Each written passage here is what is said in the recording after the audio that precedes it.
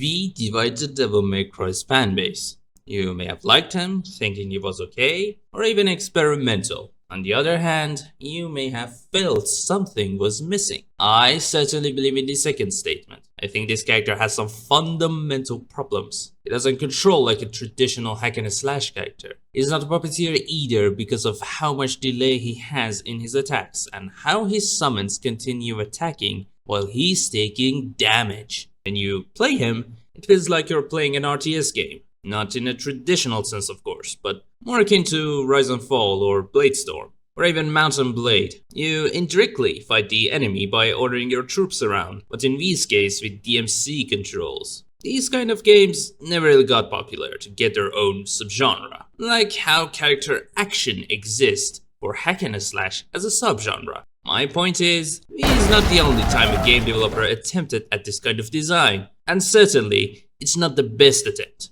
When I played Devil May Cry 5, the only thing that I felt was how much I missed Chaos Legion, and how better Zeke was compared to V. This video is from the bottom of my heart, for a game hated by so many people, calling it mid at best, making even me hate it so much at some point. And I'm sure even people who loved it at the time may boast resentment towards it now. But I beg to differ now. I'm going to prove why internet's judgment is clouded by bad reviews that don't appreciate the amazing Chaos Legion and the legacy it could have had.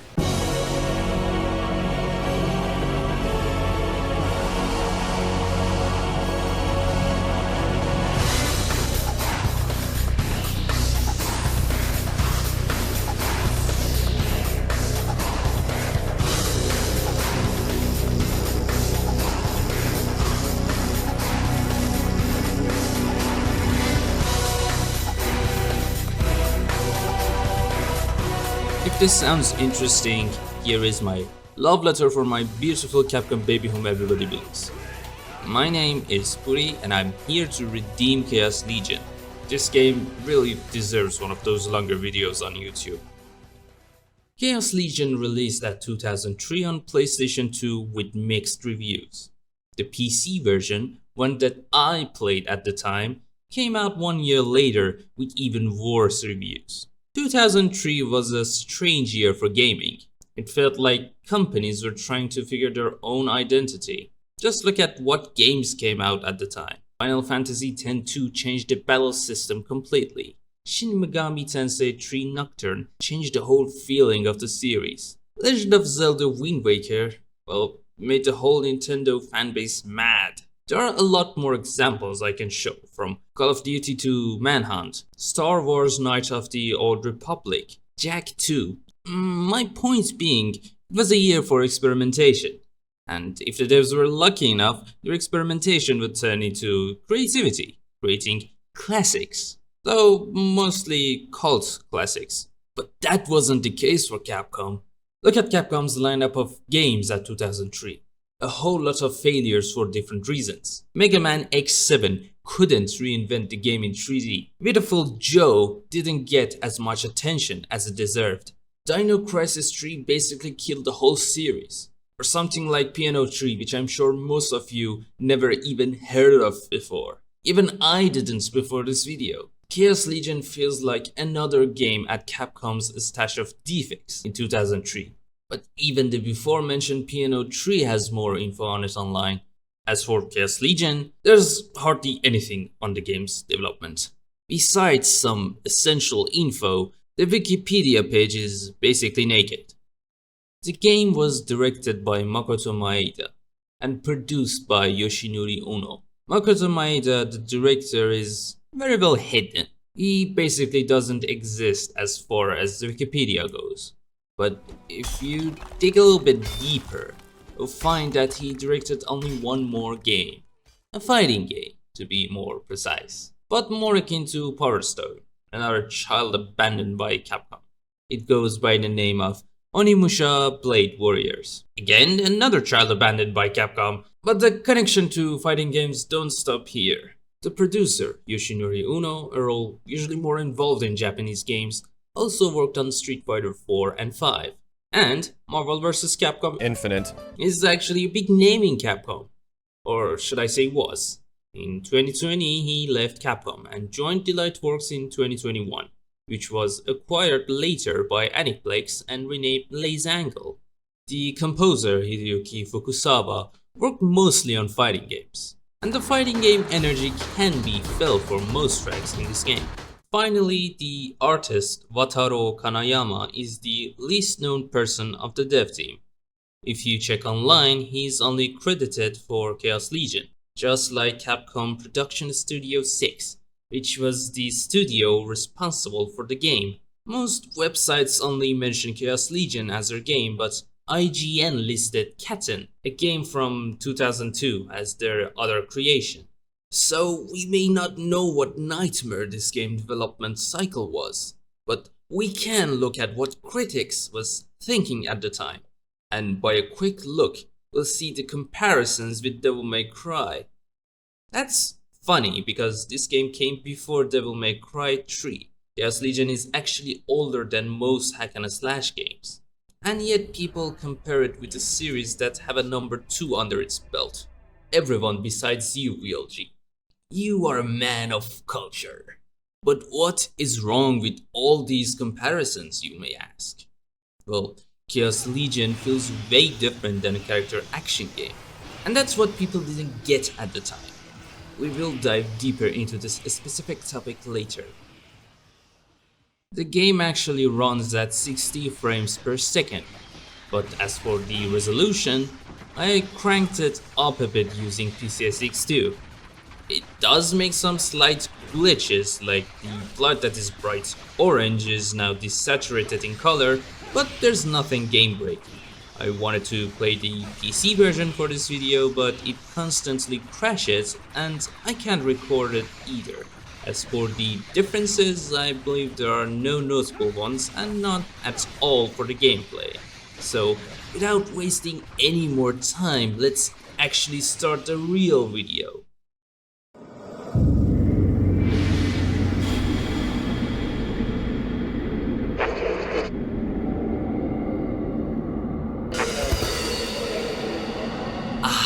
Do you remember the days Capcom put personality on their splash screen? They do put some effort today, but not as much as before. Hear that song? It is divine. Immediately at the start, you see this game wants to go for a gothic aesthetic. You can see it on the logo and later on its UI. This game was at a time when games had UI art instead of UI design. You'll be playing this on normal difficulty. Easy and hard mode, other than scaling some stats around, will also affect your recovery items you find in the game, like health pickups. So decide based on that if you want to play this game. I will start with basic controls first. I want you to have a basic understanding of how this game actually works. Then we can go stage by stage, highlighting everything worth talking about. This is Zeke. He's Cloud with red hair. Just as lame, but even more cringe. He has a 4-hit combo with a delayed fourth attack, which hits harder. He can do a spin slash by jumping, and unlike how it looks, it doesn't have much of an area of effect. Also, by delaying your input while jumping, you can do a vertical slash. It's slow, but it deals more damage. There's also an assist attack that can be used when your soul gauge is full. It uses 1 bar and you'll do a special move. And that's all Zeke is capable of in terms of offense. He can also dodge in 4 directions and throw a projectile that doesn't even deal damage. Instead, it highlights the enemy with lightning. This way you can now lock onto the enemy. An indication on Zeke's left hand shows if you are already locked onto something or not. It looks weird, but you'll soon know why it's made this way. And that's actually it. That's all we get with Zeke's toolset. Quite incompetent it seems, but that's where the legions come in. Right now, we're in assault mode. By pressing the summon button, Zeke enters force mode. Notice how the song changes when you do that. New instruments are added whenever you enter force mode. In force mode, your selected legions, or we could just say troops, come out and fight alongside you. The blue bar you use to execute assist attacks is now their health bar. You can switch them between active and passive mode, but these two do varies from legion to legion, but generally it's a switch between defensive and offensive mode. Your legions deal more damage and take more damage in active mode, and vice versa. You can also put them in forward formation by pressing R1. When pressing triangle, which was assist attack on assault mode, the legions perform force attack, which is a special attack based on the legion you're using.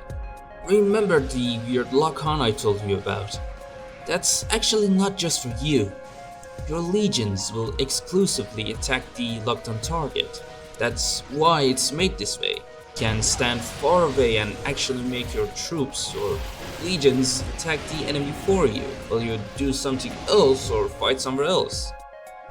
And that's the basics of how you control legions. They have a certain amount of jank, as all the PS2 era games had, but nothing you can't get used to. This game certainly is like a baby between RTS and hack and slash genres. Chances are you don't enjoy both at the same time. One is slow and tactics based, the other is fast and skill based. I think between all the games that try to mix the two genres, Chaos Legion has the most delicate balance. You are the commander of these troops. You can be upgraded to do some combos and have more maneuver, but still, you are extremely fragile. You easily get surrounded by enemies. Chaos Legion is not an easy game. You need your legions and your legions need you. The game wants you to constantly switch between force and assault mode when the situation demands it. Otherwise, you'll not be efficient and effective enough. There is a risk-reward system here. Don't think having these legions out all the time is the best choice. See Zeke's sword? While you're not in force mode, your sword glows. You actually deal nearly double damage while in this mode. The sound effect is even different. You'll also take less damage and you run instead of walking. Summoning your legions is like dividing your power for quantity and utility. That's one of the things that make this game quite amazing in my opinion. With this basic explanation out of the way, we can start the first stage now, the prologue. The reason I wanted to explain these first is actually because of this stage. It is a tutorial stage. Not a bad one, but also not a good one. It has a problem, or should I say a sickness, that some Capcom games suffer from. Dragon's Dogma comes to mind with its Hydra Head escort mission. The game was amazing, but the early game kind of sucked. And I think that is one of the biggest reasons why people didn't play Dragon's Dogma 1 at the time. It's kind of the same with Chaos Legion. I see people playing this game online and they barely take advantage of these mechanics I mentioned. The game doesn't hold your hand where it should, and the fact that this game has a bad reputation online makes people give up on even trying to learn the game. The tutorial tips themselves aren't that bad. They explain the mechanics pretty well, but they appear all the time and break the pace sometimes. But let's not get ahead of ourselves. This is the first stage. Immediately at the opening cutscene, the game tries to explain how your power works. Supposedly, there exist dark glyphs at your position, which sacrifices stray souls to some unearthly force named Chaos Legion. Title drop, baby! Now, I know everyone make fun of this game's story, but let's take this seriously for once. When the game is explaining this dark glyph, it shows two spheres. One colored red, the other colored blue. The red one is surely pointing out to Zeke. The blue one may point out to Victor Delacroix. I think that conveys that Victor, the antagonist, also possesses that kind of power. Or maybe the blue is also Zeke's. The camera then zooms in to the red glyph and symbolizes it as a crow's eye. Then it shows only blood, as if something went wrong with our protagonist. As if he committed murder or something.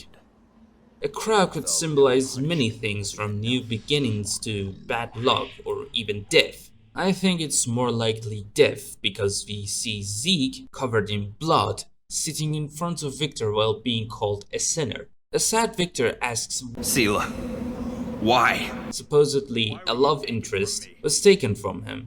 Why? The answer is within. Victor pierces his sword just an inch behind Zeke's head, and our somewhat cocky protagonist smiles like a psycho. I shall never forgive you for what you have done. It's still too soon for you to meet your end. We see some sort of a flashback as if this same scene happened before somewhere or sometime. First, you'll have to suffer through the underworld. Follow me, Zeke, for your atonement is waiting for you. Come see the hidden truth of this world. I'll be honest, voice direction is corny. Not la la la la la, the Watchers dance corny, but close enough. Yet if you take it seriously, you will be interested. Our two characters are introduced quite well here. We may be controlling Zeke as our protagonist, but he feels like the bad guy. And that smile doesn't help it either. Victor, our antagonist, seems to have a revenge motive. He may look like a Sephiroth knockoff clone from Advent Children, but is not a true mustache-twirling villain. The cutscene then flashes back to a few hours ago to November 791 AS, a made-up calendar by the game's world. Our location is ROTARL, the sacred capital. Once a pious man had fallen into the dark side, this tragedy began to unfold. Is he referring to Victor? Or himself? Or maybe even someone else? Afterwards, we see a somewhat old man talking about how one of their members named Sir Clovis from the Order of St. Overy was murdered. The suspect also stole a forbidden book named Acrophia of YZARC. The old man then calls the suspect by the name of Victor! He says we don't know why he committed such crime and he used to be such a virtuous man. Then he orders us, Zeke Warhide, the Knight of the Dark Glyphs, to stop him. Some of the questions that may raised in the cutscene is actually answered in the manual. Aside from what was told in the cutscene, we have a 4 years prior summary, introducing Zeke, Selah, and Victor as buddies. They were sent to defeat Azrael, a demon being resurrected in the cathedral by zombified followers of the Order. Sus.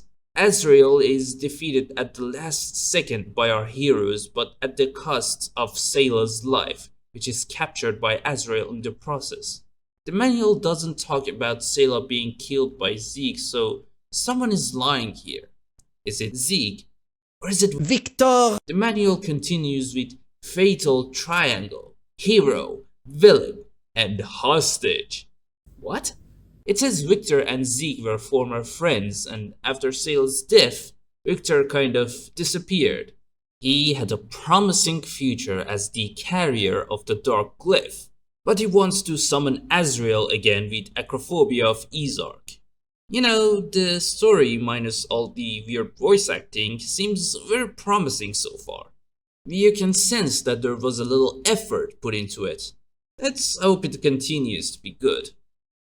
ROTARL, the sacred capital. Notice the image for the prologue stage. The dialogues told in the cutscene are all over it.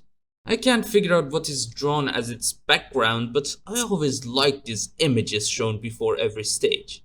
The stage starts with a preview of the level and how it looks, a staple from PlayStation 1 and early PlayStation 2 era. Then we proceed to Zeke slashing his sword on his back like it's nothing. First off, the sword is double-edged. Second, it's on fire. But anyway, let's go ahead. The game shows us our first enemy. I hope you don't hate spiders. These green four-legged creatures are named Valor. They are quite harmless and easy to kill, unlike the Lethal Company ones. So don't worry about them. There's also a green crystal ready to be picked up. The game calls them Life Recovery. As the name suggests, it recovers health on use. It comes in 3 qualities. S M, and L. Each one recovers more health than the previous one. Actually, most items come in these three forms. When we hit our first enemy, some blue orbs come out and Zeke absorbs them. I believe these are our wandering souls that we use to summon our unearthly force that was told in the cutscene. Mind you, this game came out before God of War. This first area kind of represents the whole game's idea of level design pretty well. Bunch of rectangles cramped with enemies all over the place, Muso style. Level design is hard. Most games, specifically games that involve a kind of action bell system, completely gives up on it. As for Chaos Legion, I don't want to show any favors. Let's fire up Dark Souls 1 real quick. I think this game is the gold standard for level design. Take the first area of Undead. You have to go up to get to the sewers. The problem is an armored enemy is waiting for you downward, and a bunch of say weaker enemies are upward with one of them throwing bombs at you. This simple scenario makes you think of many different ways to approach this situation, most of which involves playing around with the level design itself. If you go upwards, the powerful enemy will outflank you. If you go downwards,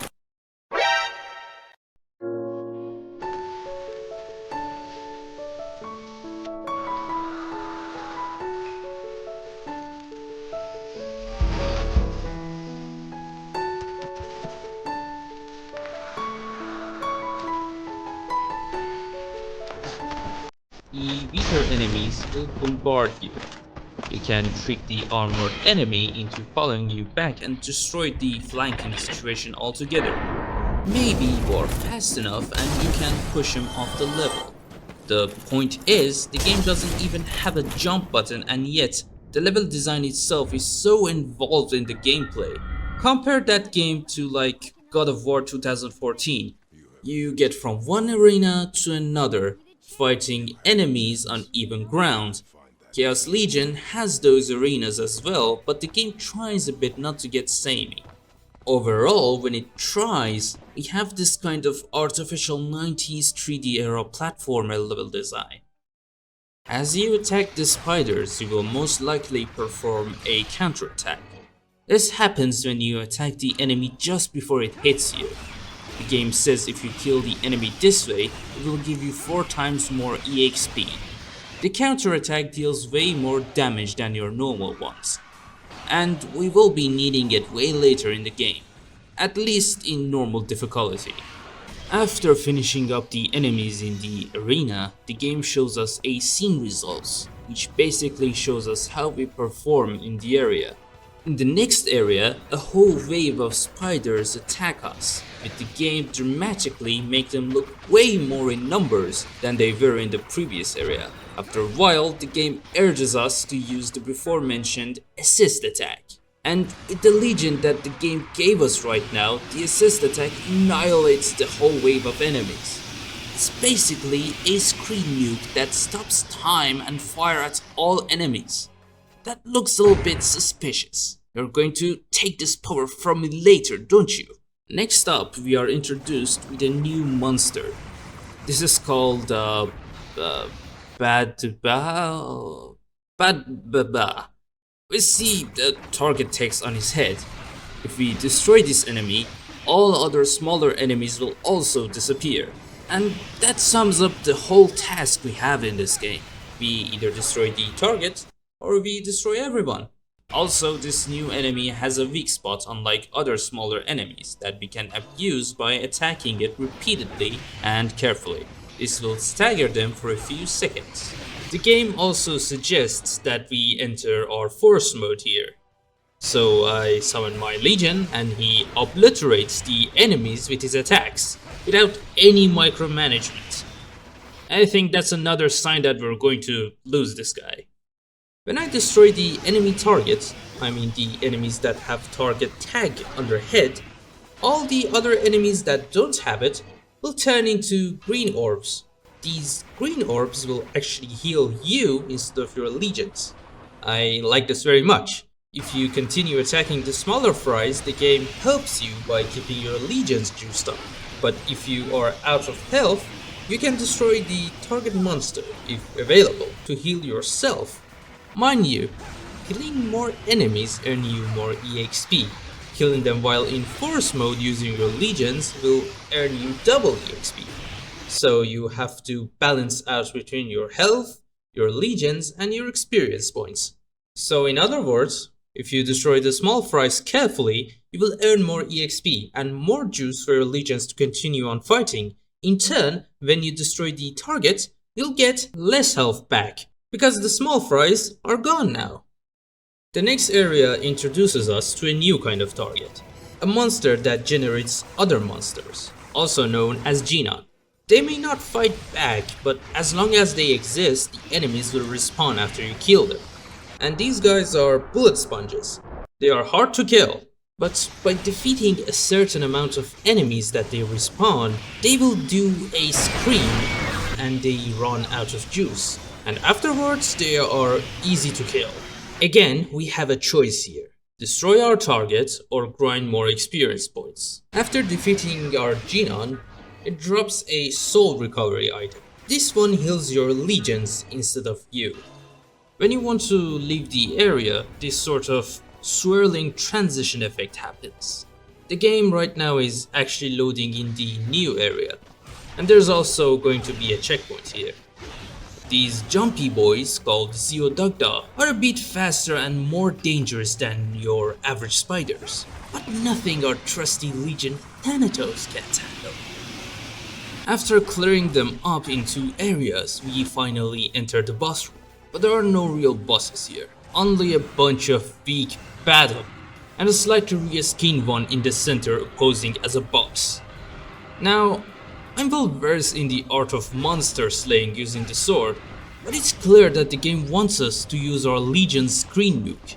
At this point, our legion Thanatos is way more competent than us. It feels as if he can destroy anything. I mean, the goddamn legion controls time. Only vampires can do that. So I just use the power ignorant masses and easily defeat the monster horde. The game then rewards us with a legion crest. Our first legion. Why first? Well...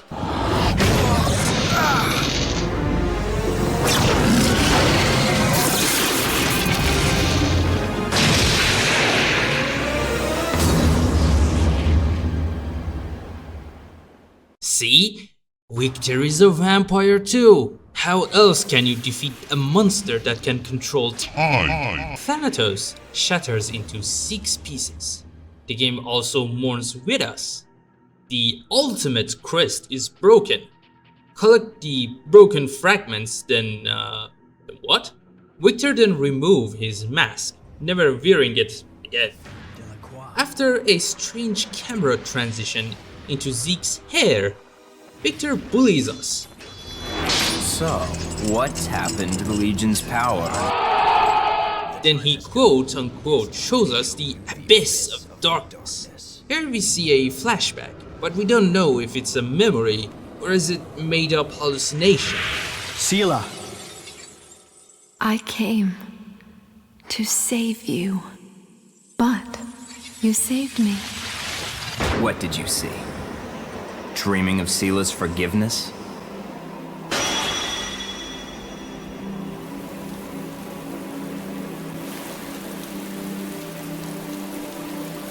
Come, join me, and I shall liberate you from the dark spirit.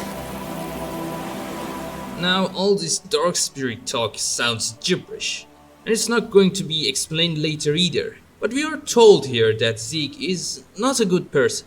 He may or may not have killed Selah, and he's also very ignorant towards the subject. And I mean, he's the Knight of the Dark Glyph, representing a kind of corrupted order. So, at the very least, he's not a perfect character.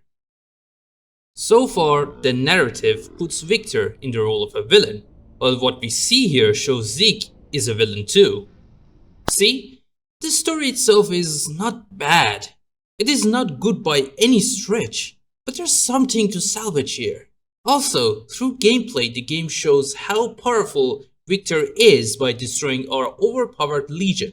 By that, we know that Victor is simply playing with us. People say Victor looks like Sephiroth, but here we can see he can act like him a little bit too. This tutorial stage does a well enough job to show you how the game works. While it doesn't explain everything, it does sum up the whole point of the game while trying to tell a story through Thanatos and setting up how powerful Victor is. It's as if we are getting cocky by relying too much on our Legion's power, and Victor punishes us for that. Well, it's a good stage. It's a bad one if you want to replay the game later.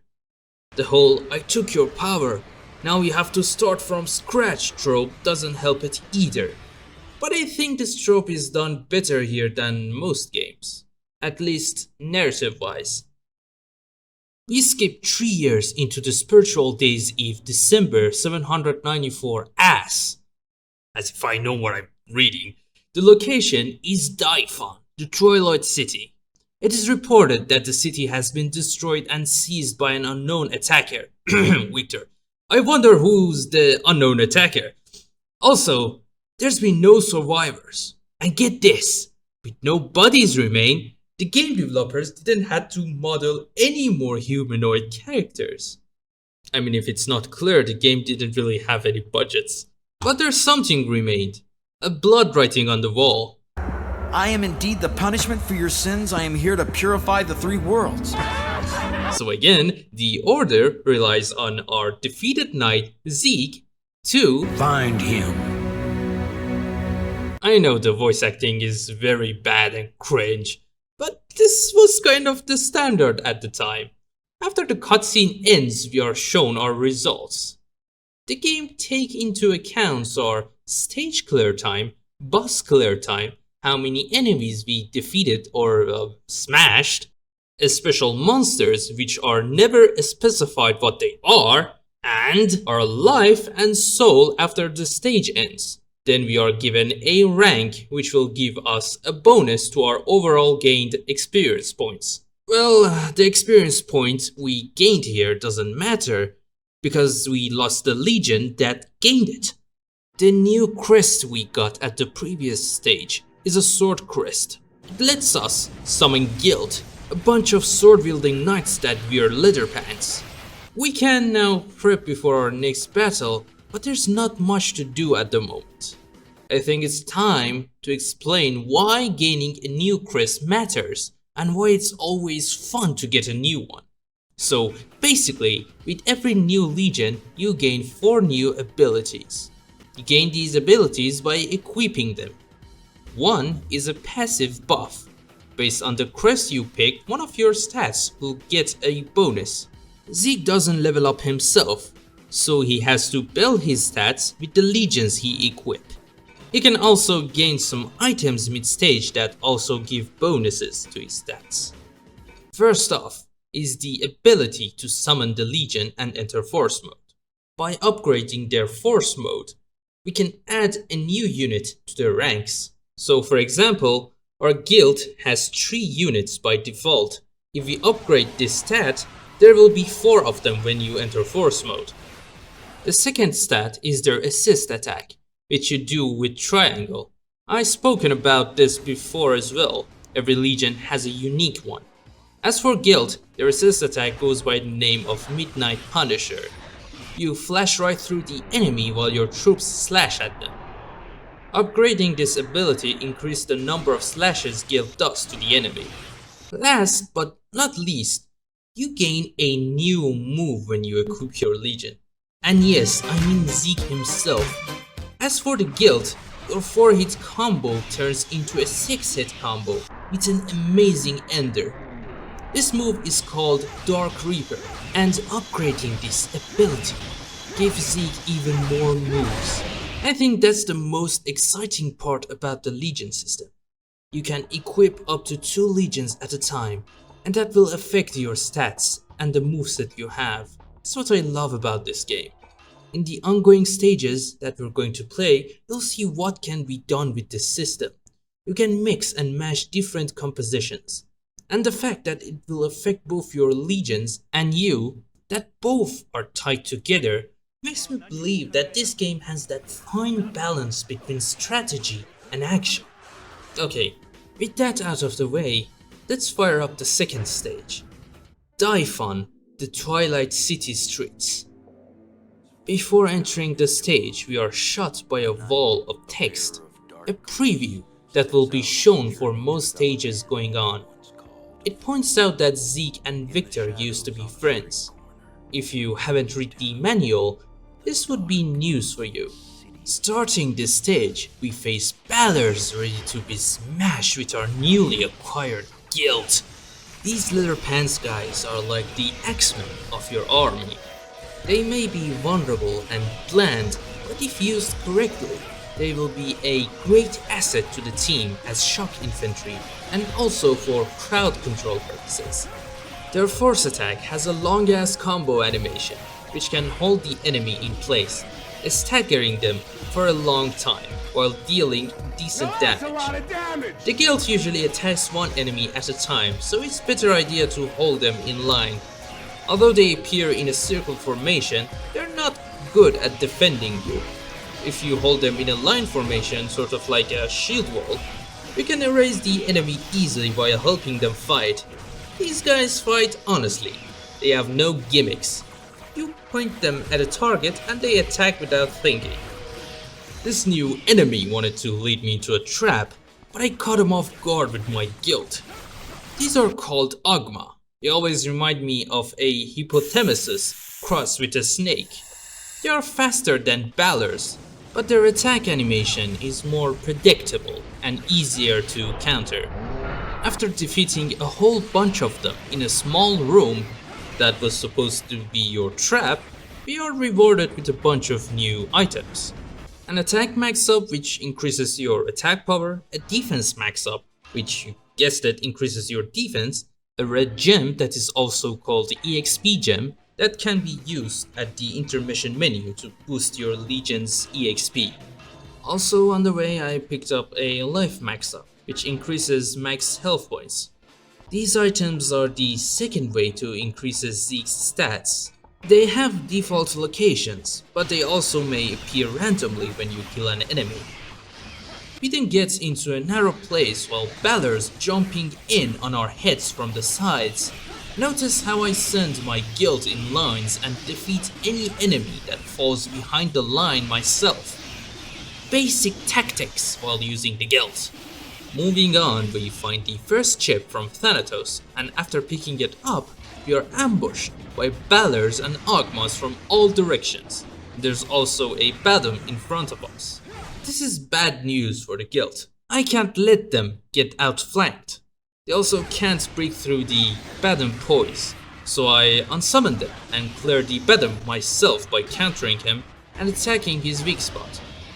Now, I myself get quite a beating because there's no one to cover my flank, but after using some Midnight Punishers, which does reduce my Legion health, I clear up some space to summon guild again, and while they're attacking the enemy, I cover them up by countering enemies that target them instead of me.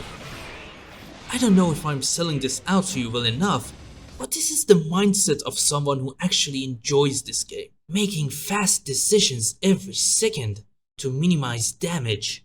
Entering the open door, we face our first boss, Lagnageyser.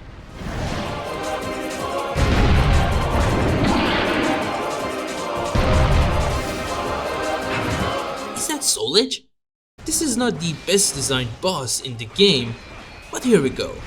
You can only damage this guy efficiently if you attack his upper body while jumping, but if you attack his spider ass legs enough, it will fall down, making him vulnerable to our combos and the guild.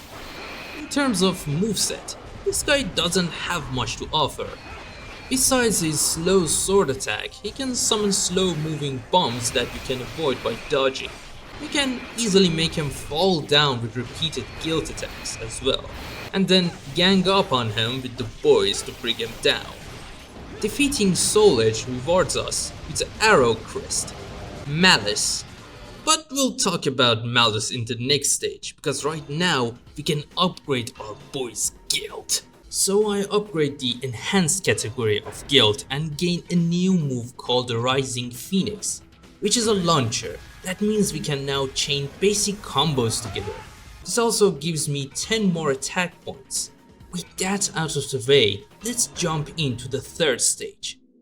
DYFAN, the Twilight City Central block. This time we don't get any text previews. We are spawned right into a squirt-shaped arena with some ballers all over us. Their numbers are low, so they don't pose any real danger. Because of that, I try some basic combos on them using my new launcher. After clearing the enemy up, a new type of enemy is introduced. These peeker-ass looking monsters are called Barmo. They can shoot laser beams in a straight line. They don't move and they don't react to any of your attacks. So they kind of have hyper armor, infinite poise. We are also told that these guys are made of metal. I think it's time to explain how Chaos Legion divides enemy types.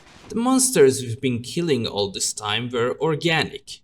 They were made up of quote-unquote flesh and blood.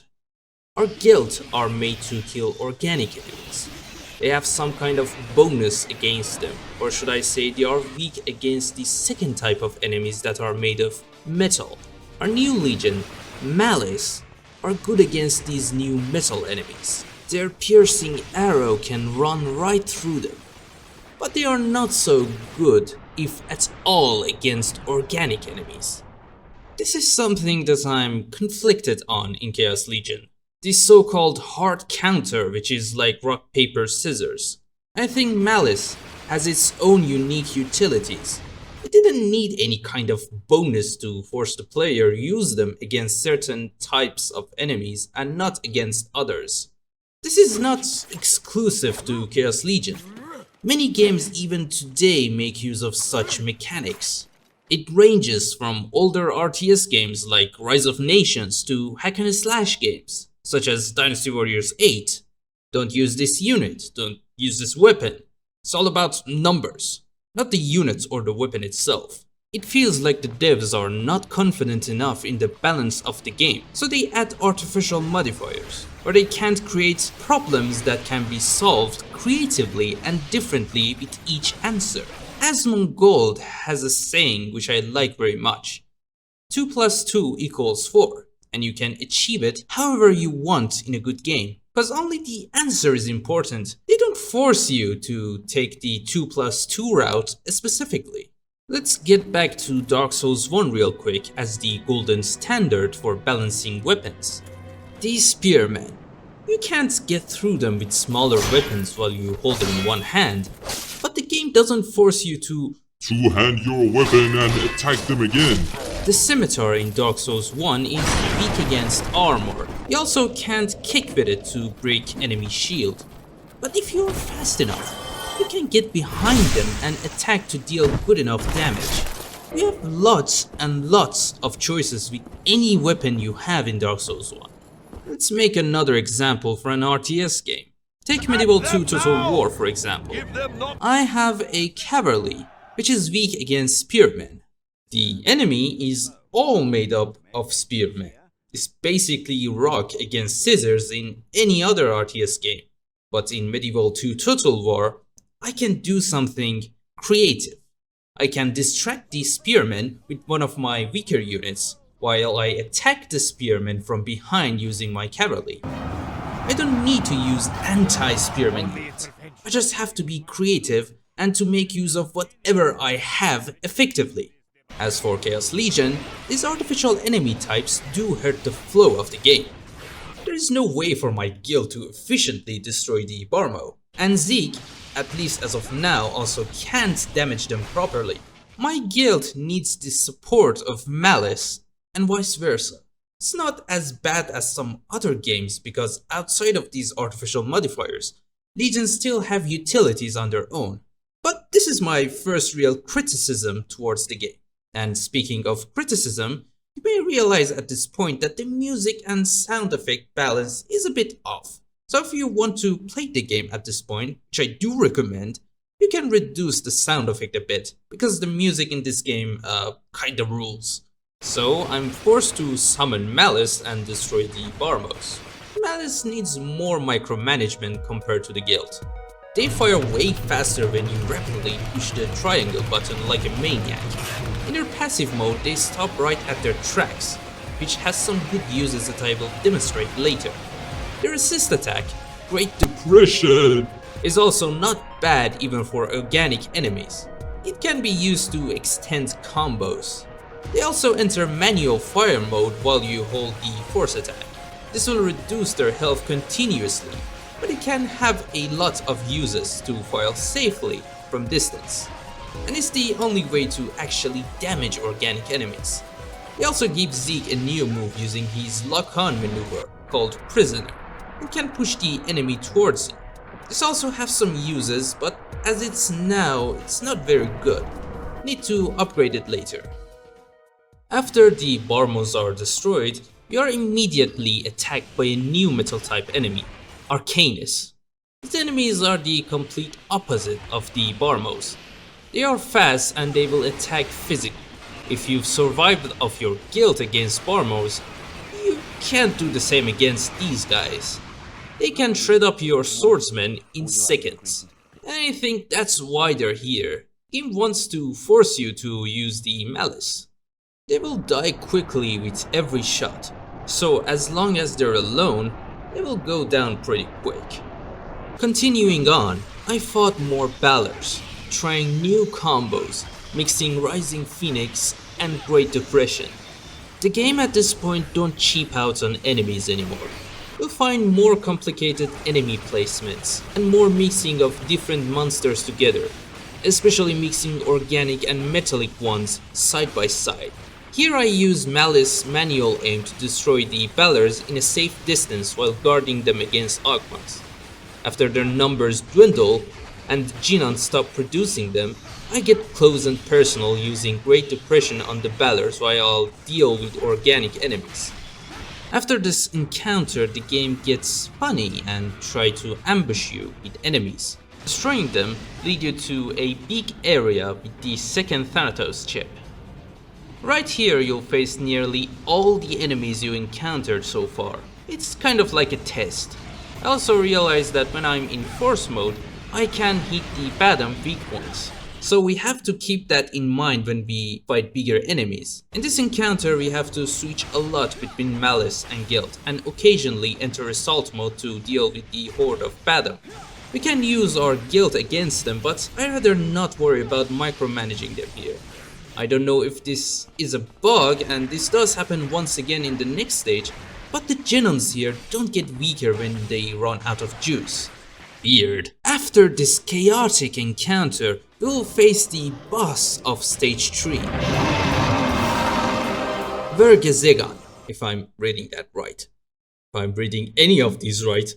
I really like the design of this boss. Feels like a lizard crossed with a Venus. I used to play a whole lot of Spore at the time. It was a very magical game where you create yourself a creature and raise it and its family until you reach the space. And I remember my creatures at the time looked a lot like Vergezegan and Badam. I don't know if it's just me, but I really enjoy the design of this game's monsters. Unfortunately, this boss fight, like his design, is pretty cool. The boss enters the arena, and a bunch of Ogmas spawn right in front of you. Vergezegan starts the battle pretty fast by smashing the ground, throwing you and the Ogmas right back. Now this is actually pretty amazing. The game basically tells you that every now and then the monster itself will damage the Ogmas. You don't need to dirty your hands, you just have to dodge the attacks and orient Vergezegan's direction at the Ogmas. Going around it will reduce the risk of getting attacked by the Ogmas, but why do that when the Vergezegan can deal with them automatically? It took me several tries to find a way to actually deal damage to the boss. See, you can only damage his head, you can't outflank him and attack his back. But his hand attacks really doesn't give you any space. If you want to dodge them, you won't have enough time to attack him yourself effectively. So what I did was locking onto him, sending my guild directly in front, attacking him, and immediately summon them out when the boss wants to attack. This felt so good to figure out, and I'm sure you can lay out a tactic with malice too. But overall, it felt like charging ahead with light cavalry and pushing them out just to charge again. And whenever I messed up, I could just attack one of those Agnas to refill my legion's health. So those trash mobs also have a purpose serving in this arena. I kept on using this strategy until we get to the second phase, when the boss starts using new moves. It was very fun dodging all these moves while my legions were doing the dirty work. I can't stress enough how fun this boss fight was. Defeating Vergazegon earns us Blasphemy, the Bomb Crest. This stage was harder than the previous one, and the game will start getting even harder from this point onward. Finishing this stage, a cutscene plays, showing Zeke hearing gunshots. And he follows the sound, something you should never do, I guess. He finds a blue-hooded woman firing 2 pistols at a Badam that is standing there menacingly. It's just a static model with zoom out and motion blur. Again, this shows what little budget they had creating this game. Kind of makes me sad. Z cuts the cameraman in half and saves the girl. The girl then cuts her hair to honor her fallen comrades. Then she starts talking like a Silent Hill character. They were my precious family. Thanks for saving me. I'm Arcia. I'm one of the Maidens of the Silver. Her name's Arcia and she's a Maiden of the Silver. She was sent by the Order to scout for Victor, or as she calls it, Lord Delacroix. Arcia informs us that he went to the ruins of MURDOA. It looks like he's headed for the ruins of MURDOA. Do you know him? Zeke answers, You shouldn't concern yourself with that. With that, the third stage ends. In the intermission menu, I upgrade my guild to have 4 units and head for stage 4, the ruins of MURDOA. We get a new text preview, telling us pretty much nothing. And that's sort of sums up the whole stage. This is the worst stage of Chaos Legion. Sort of like how the Hydra hit mission is for Dragon's Dogma 1. This stage forces you to play a certain style and bringing only the intended legions. I'm pretty sure many people would give up here, and that's a shame because the game gets much better after this stage, but that doesn't make it any better. I basically had to quit the game and change my legions to Blasphemy and Malice, and I'd recommend you do that as well. Thank me later. This stage starts off with an Badam coupled with Barmos and Agnas guarding a floating Genon. This is the second Genon that don't get weaker when you defeat the enemies around it. So this will turn into a game of jumping and spinning. After defeating the thing, the map will be riddled with a bunch of Barmos and Arcanus. This is when you realize that if you didn't bring in Malice, you'd be f***ed.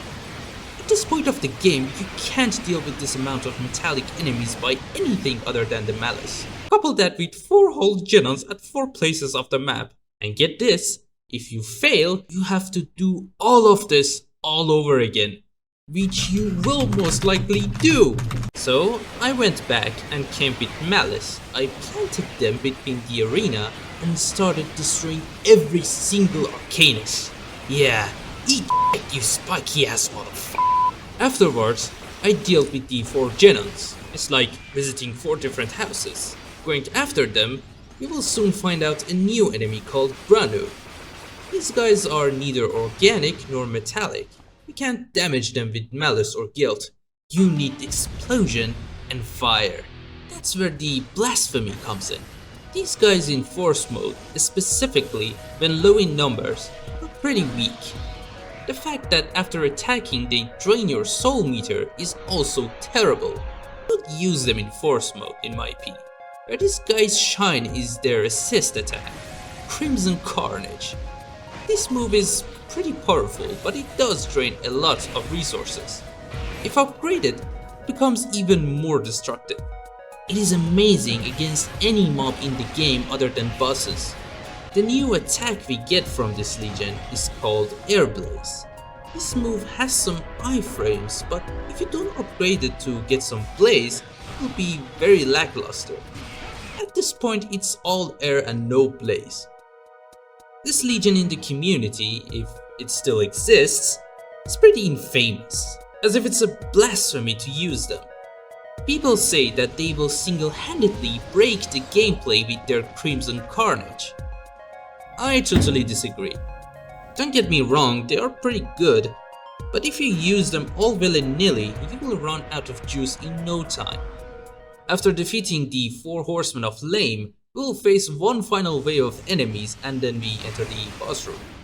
This will be one of the worst boss fights experience you'll ever have in your life. Why? Because it's just Bergezegon scaled down to be weaker and 6 times. This fight is so terrible. It's one of those what were they thinking scenarios. The funny thing is, after defeating a wave of these, the game gives you a life gem. The less I talk about it, the better. Especially the final wave when we encounter red genos for the first time. It's a trap. The game so far explained every new enemy you encounter. Right here at the 3rd wave, you see these red genons, and the game doesn't explain shit. You may as well shit yourself when you see them between all this chaos with 3 Vergezegons and all these mobs. Then you say to yourself, okay, this new boy in town looks different. Maybe if I defeat them, I will get a good reward. And boy, you get a reward. Small EXP gem. Brilliant. You know, I would be way more happier if I get the middle finger instead of that small EXP gem. I mean, what the f***? You wasted my time for this? This whole level feels like a big fuck you to the player, telling them, don't continue, go do something else. Why? You've been doing so good so far. Why this stage exists? Well, at least we get a new crest at the end of this. Arrogance. The shield crest. After the boss fight, we don't even get a cutscene. That's how bull the stage is. It has ended now. You can enjoy the game from this point onward, right? At the intermission menu, I equip Guilt and the newly acquired Arrogance, and we jump straight to stage 5, the ruins of MURDOA. Poor. More like a king than a stage name. We don't get any text previews here, and I think it's time to point out before it gets too late. All these stage names and expositions, they feel completely separate from the gameplay. This is my second legit criticism. I will talk about the story later in depth, but I should say, this game doesn't want to involve the story into the gameplay very much. We saw one instance with Thanatos breaking up showing how powerful Victor is in the prologue stage, and I would say we will face another one, kind of, later in the game. But that's not enough at all. The setting in the exposition doesn't really match the gameplay. Don't even see any of the monsters in the cutscene or mentioned anywhere in the story itself. At this point, the story feels like a filler. This is a shame because the whole idea and the theme is kind of neat. So, we start the stage in sort of a narrow layout with platforms at the sides. There's also an alternate green bottom and a bunch of Ogmas at its center. It feels rudimentary, but having some verticality is way better than having none. It's time to fire up Arrogance and prove why they're so rad. The name really fits the Legion. I go in opposite order this time. The new move you gain by equipping Arrogance is called Avenger. If you get hit and don't get knocked down, you can hit back with a powerful lightning attack that can even kill metallic enemies. One might say it's quite arrogant. The assist attack don't actually attack the enemy. Instead, it boosts your defense and gives you hyper armor for a bit of time.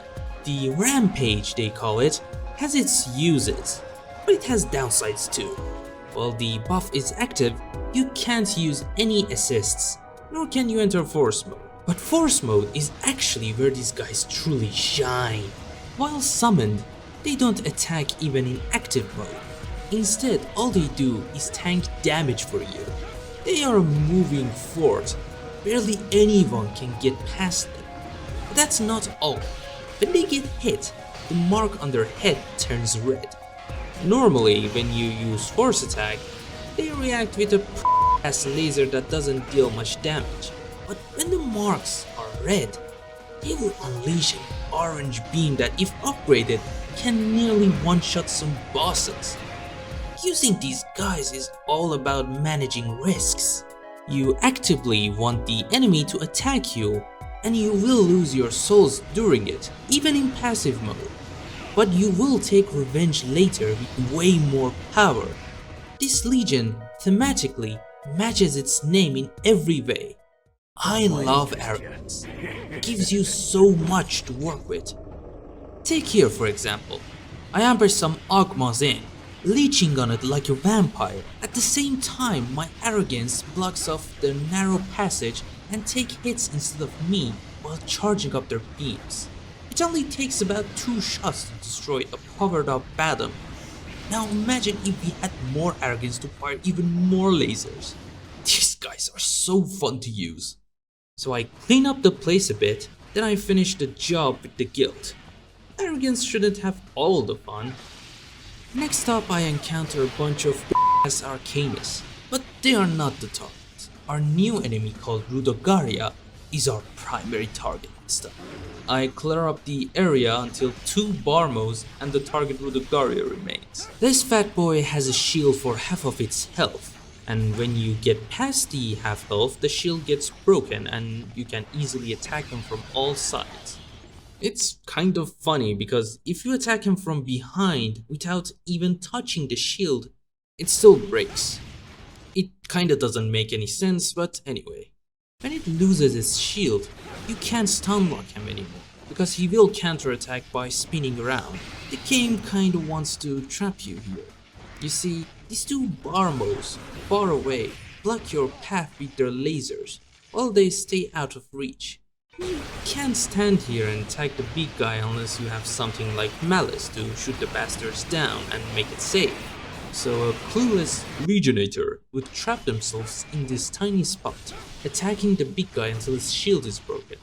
And now the player is trapped here because they can't stun lock the big guy anymore with continuous attacks. What I did was putting arrogance right in the line of fire of those 2 Barmos to charge up their cannon while I strip Rudogaria's shield down. When it drops, I retreat and let my arrogance finish the job with their juicy lasers. I think at this point in the game you can survive off any Legion composition. In other words, I'm having a f***ing good time right now. Moving on, we get to a spacious area with a horde of Ogmas and a newly rogue Ogma. This red doggo can breathe fire, but it's nothing we can't handle. As long as we put it in check with the guild, it can't even attack. So what I did was to section them off a little bit to the right with arrogance, then I run away to their left where their formation is thin and use my guild to kill them off without the need of micromanagement, destroying our target in the process. I'm having too much fun. Next area, 1 Genon down, 1 Genon above. The upper one is guarded by Ogmas and the one down here is guarded by Barmos and Granos. I first go for the upper part of the level with guild. Because of the close space, I can trust my guild to take out the enemy without getting flanked. I easily finish the job. The Genon here has a guaranteed drop for Soul Max Up, which increases our Legion's max health. Afterwards, I go down to take out our static enemies safely with arrogance. I should also point out that arrogance laser can also beat Granos. But anyway, I obliterate the Genon down here and move on to the next location. The game will shower you down catapults here, using the new enemies called Egan. Egans are extremely dangerous. They are the first range enemies which actively target you and fire at you. They're also made of metal. This section is basically walled off with the new types of small and static Granos, with a green baton acting like an armored cavalry trying to destroy you as you lay siege to the small castle. The good news is that you don't really need to fight them, but it's fun anyways. The next area is the first time you encounter a branching pathway. at this point of the game, there's going to be hidden items in these packs. They're not designed to be hard and you can find all of them without any sort of guide. You can also bring up the map if you get confused. Going through this small maze, we first find defense max up blocked off by 3 Barmos.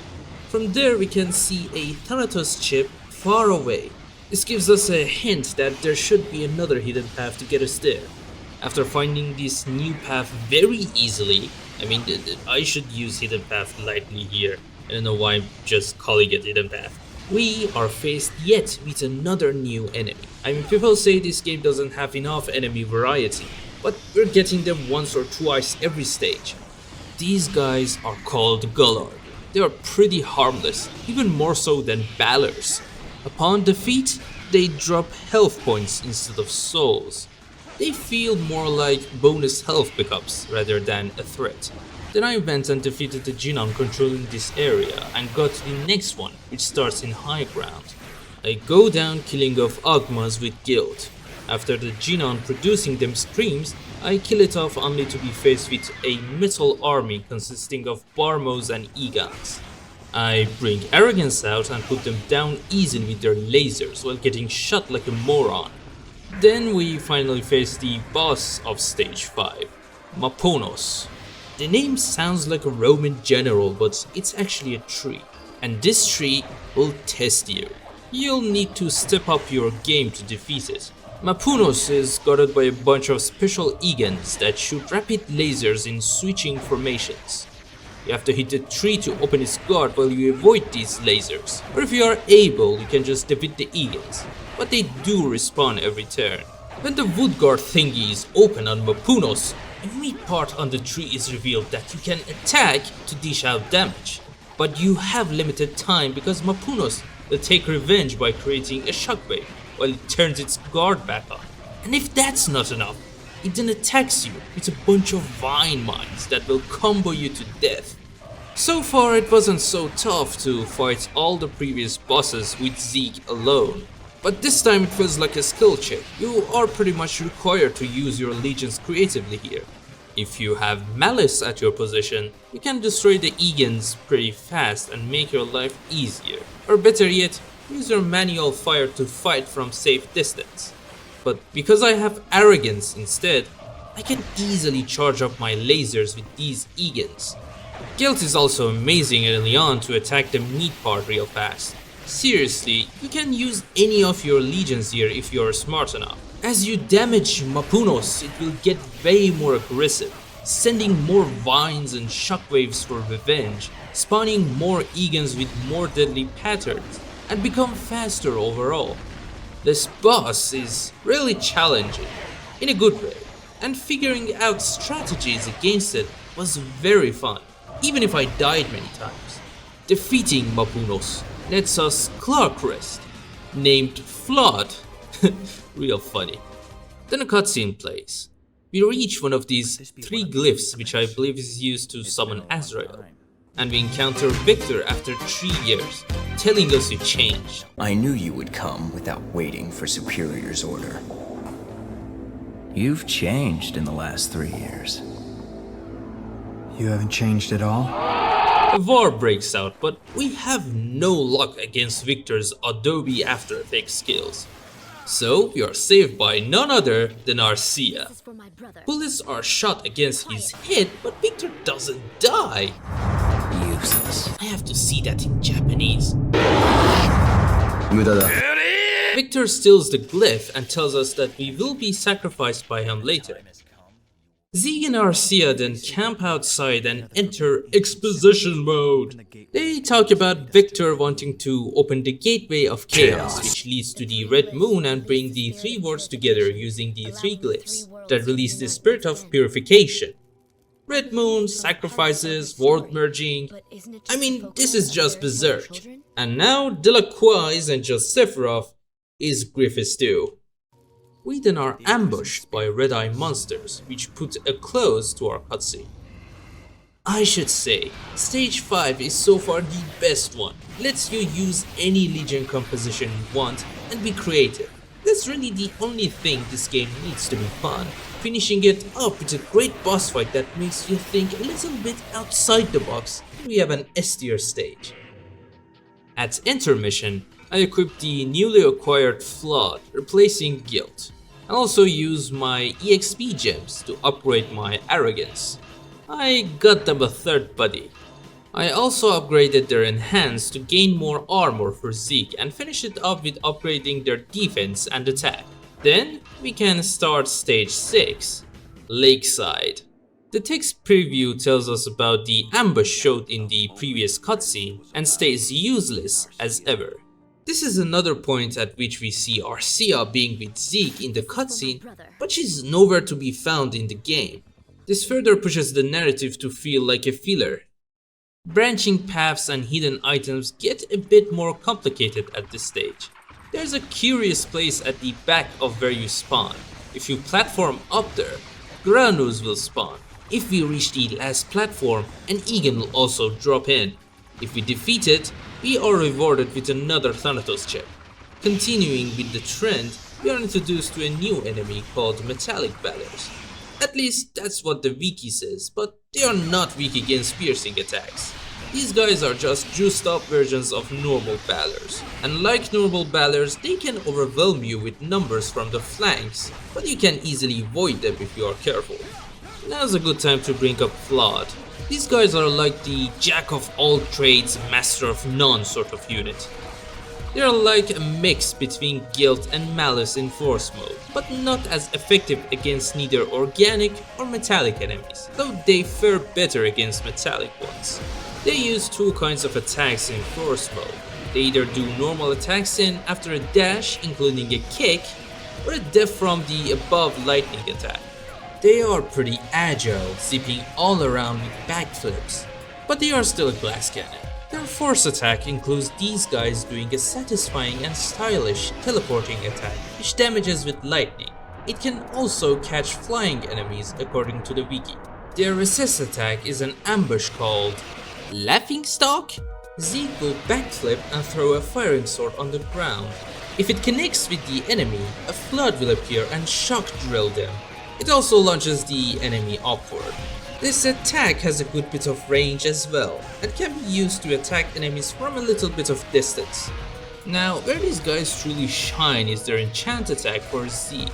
They give him this backflip kick called Double Raid.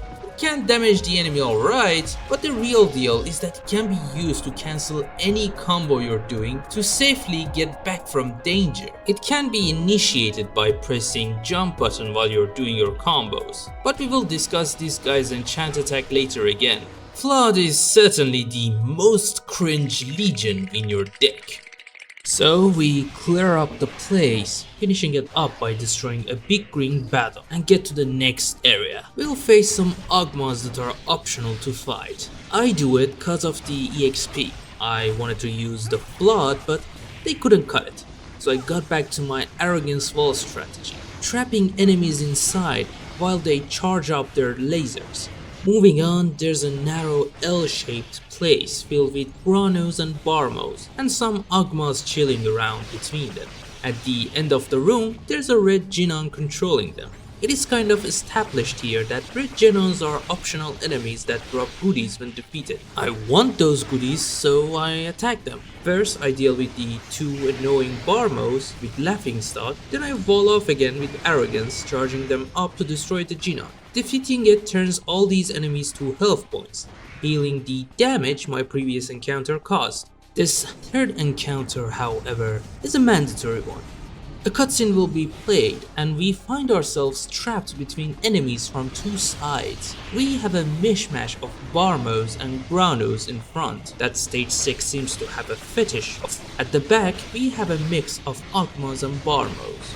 I ran away to the back and destroyed the two Barmos, then I dealt with the Ogmas using the Arrogance. Then I raided the mishmash abomination in front of me, fighting the camera as well as the enemy.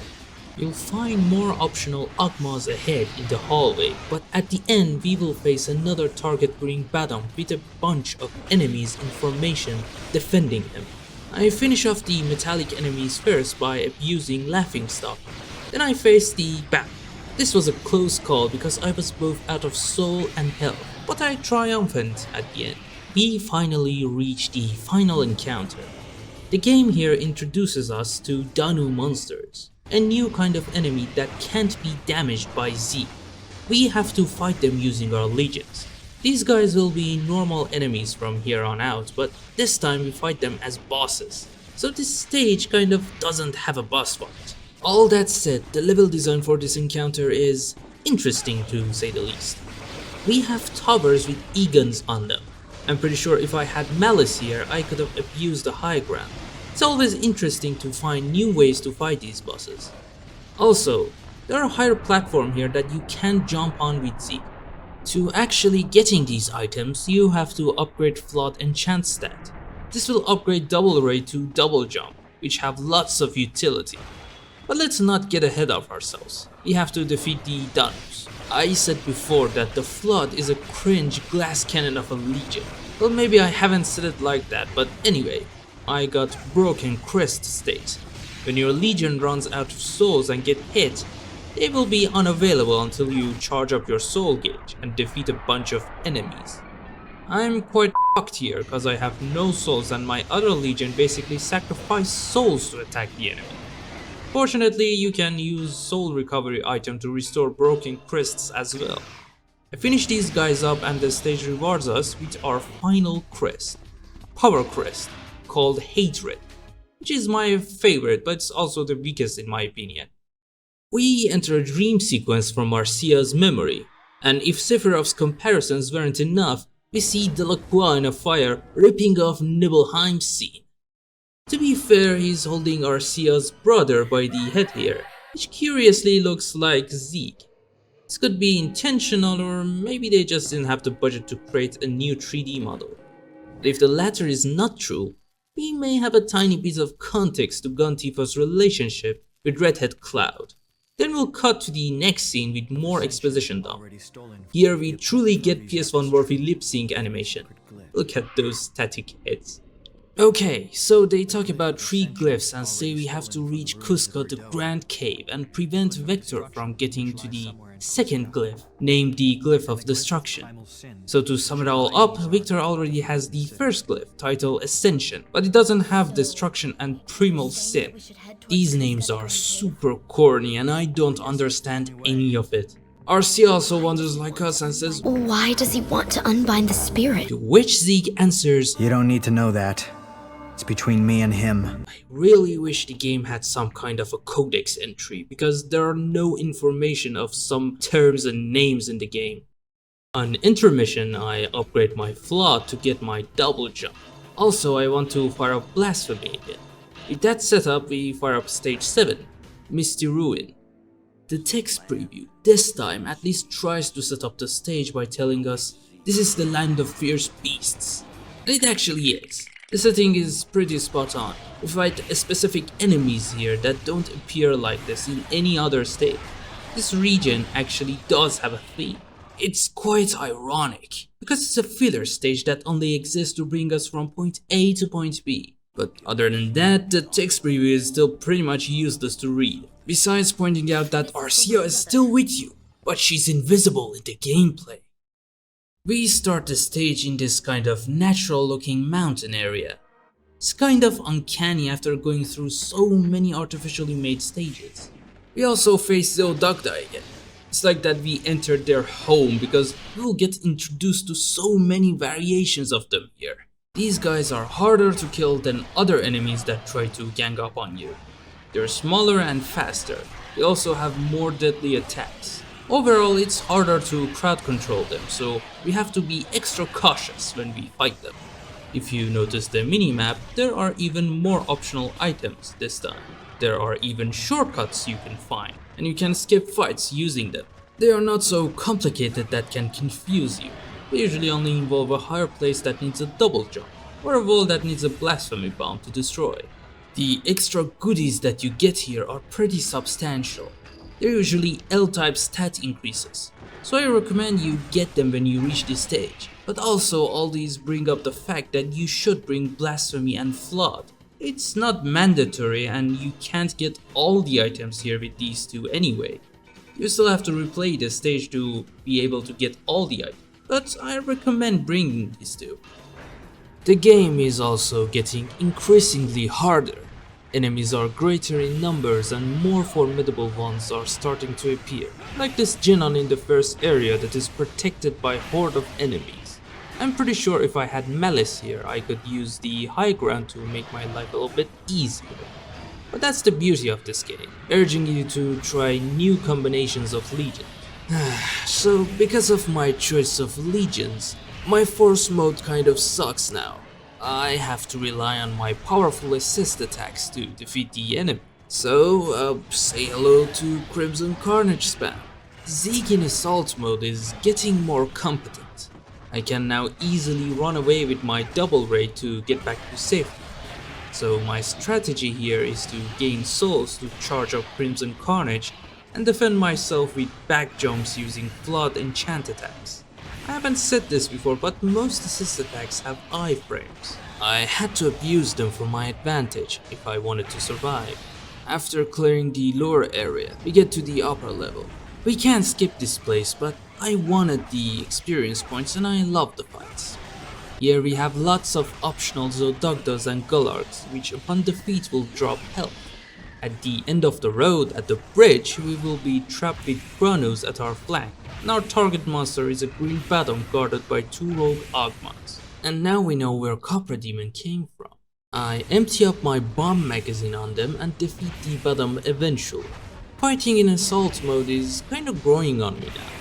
The next area is a big one with multiple rocky platforms and items on them. Here we face our new enemies called Zomdugda, which is just a mobile Barmo with harpoon that shoots lasers.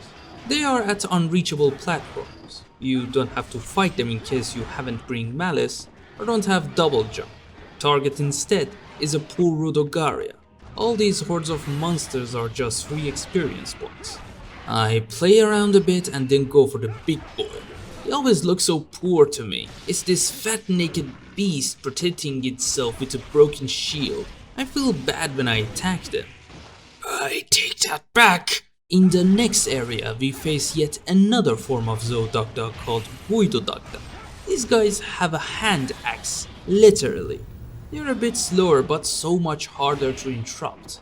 Our target here is a Genon guarded by 2 fat boys and a bunch of annoying Zamugranu, which can be easily bullied with blasphemy.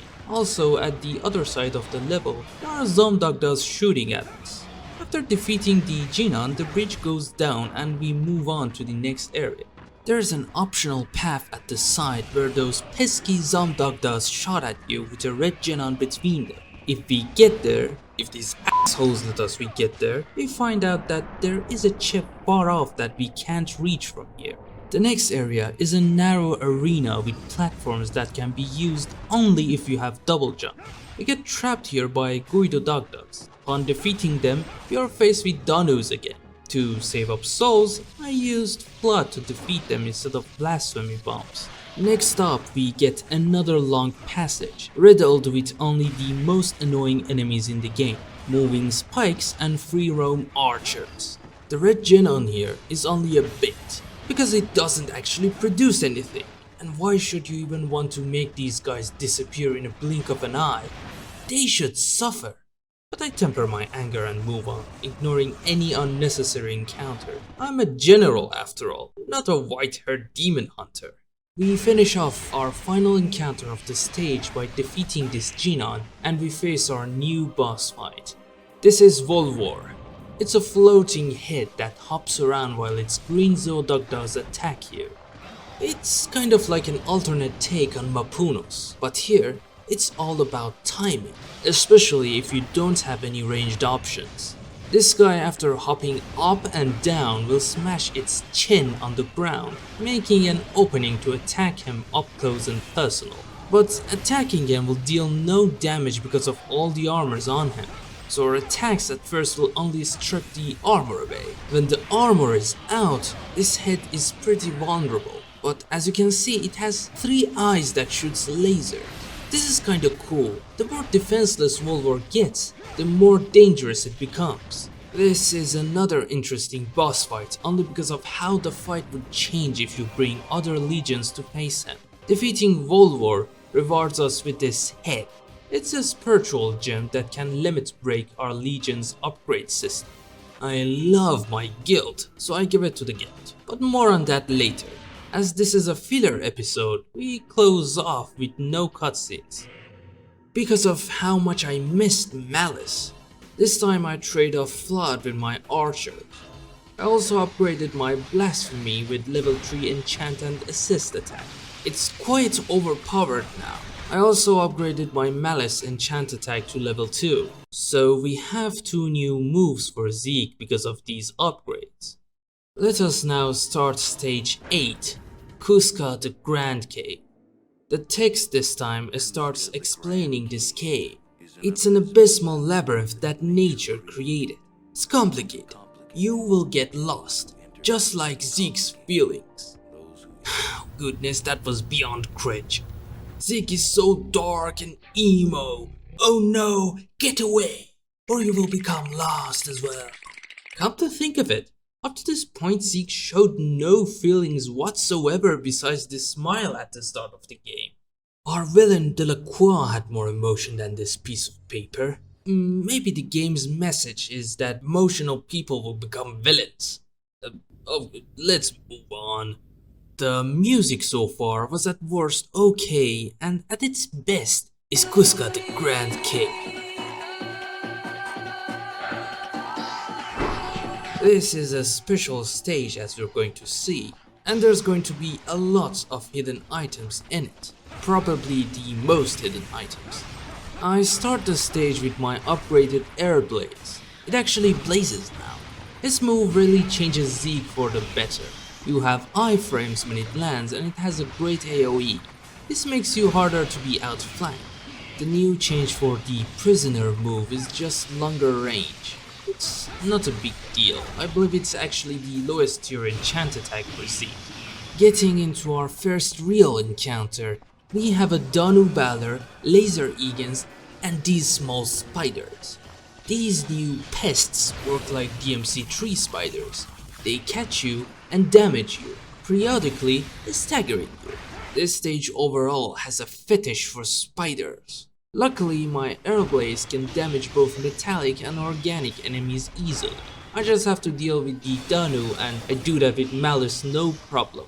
Those walls that could only be destroyed by Blasphemy are here in greater numbers. We have Blasphemy so we can grab these items. But it's not as simple as that.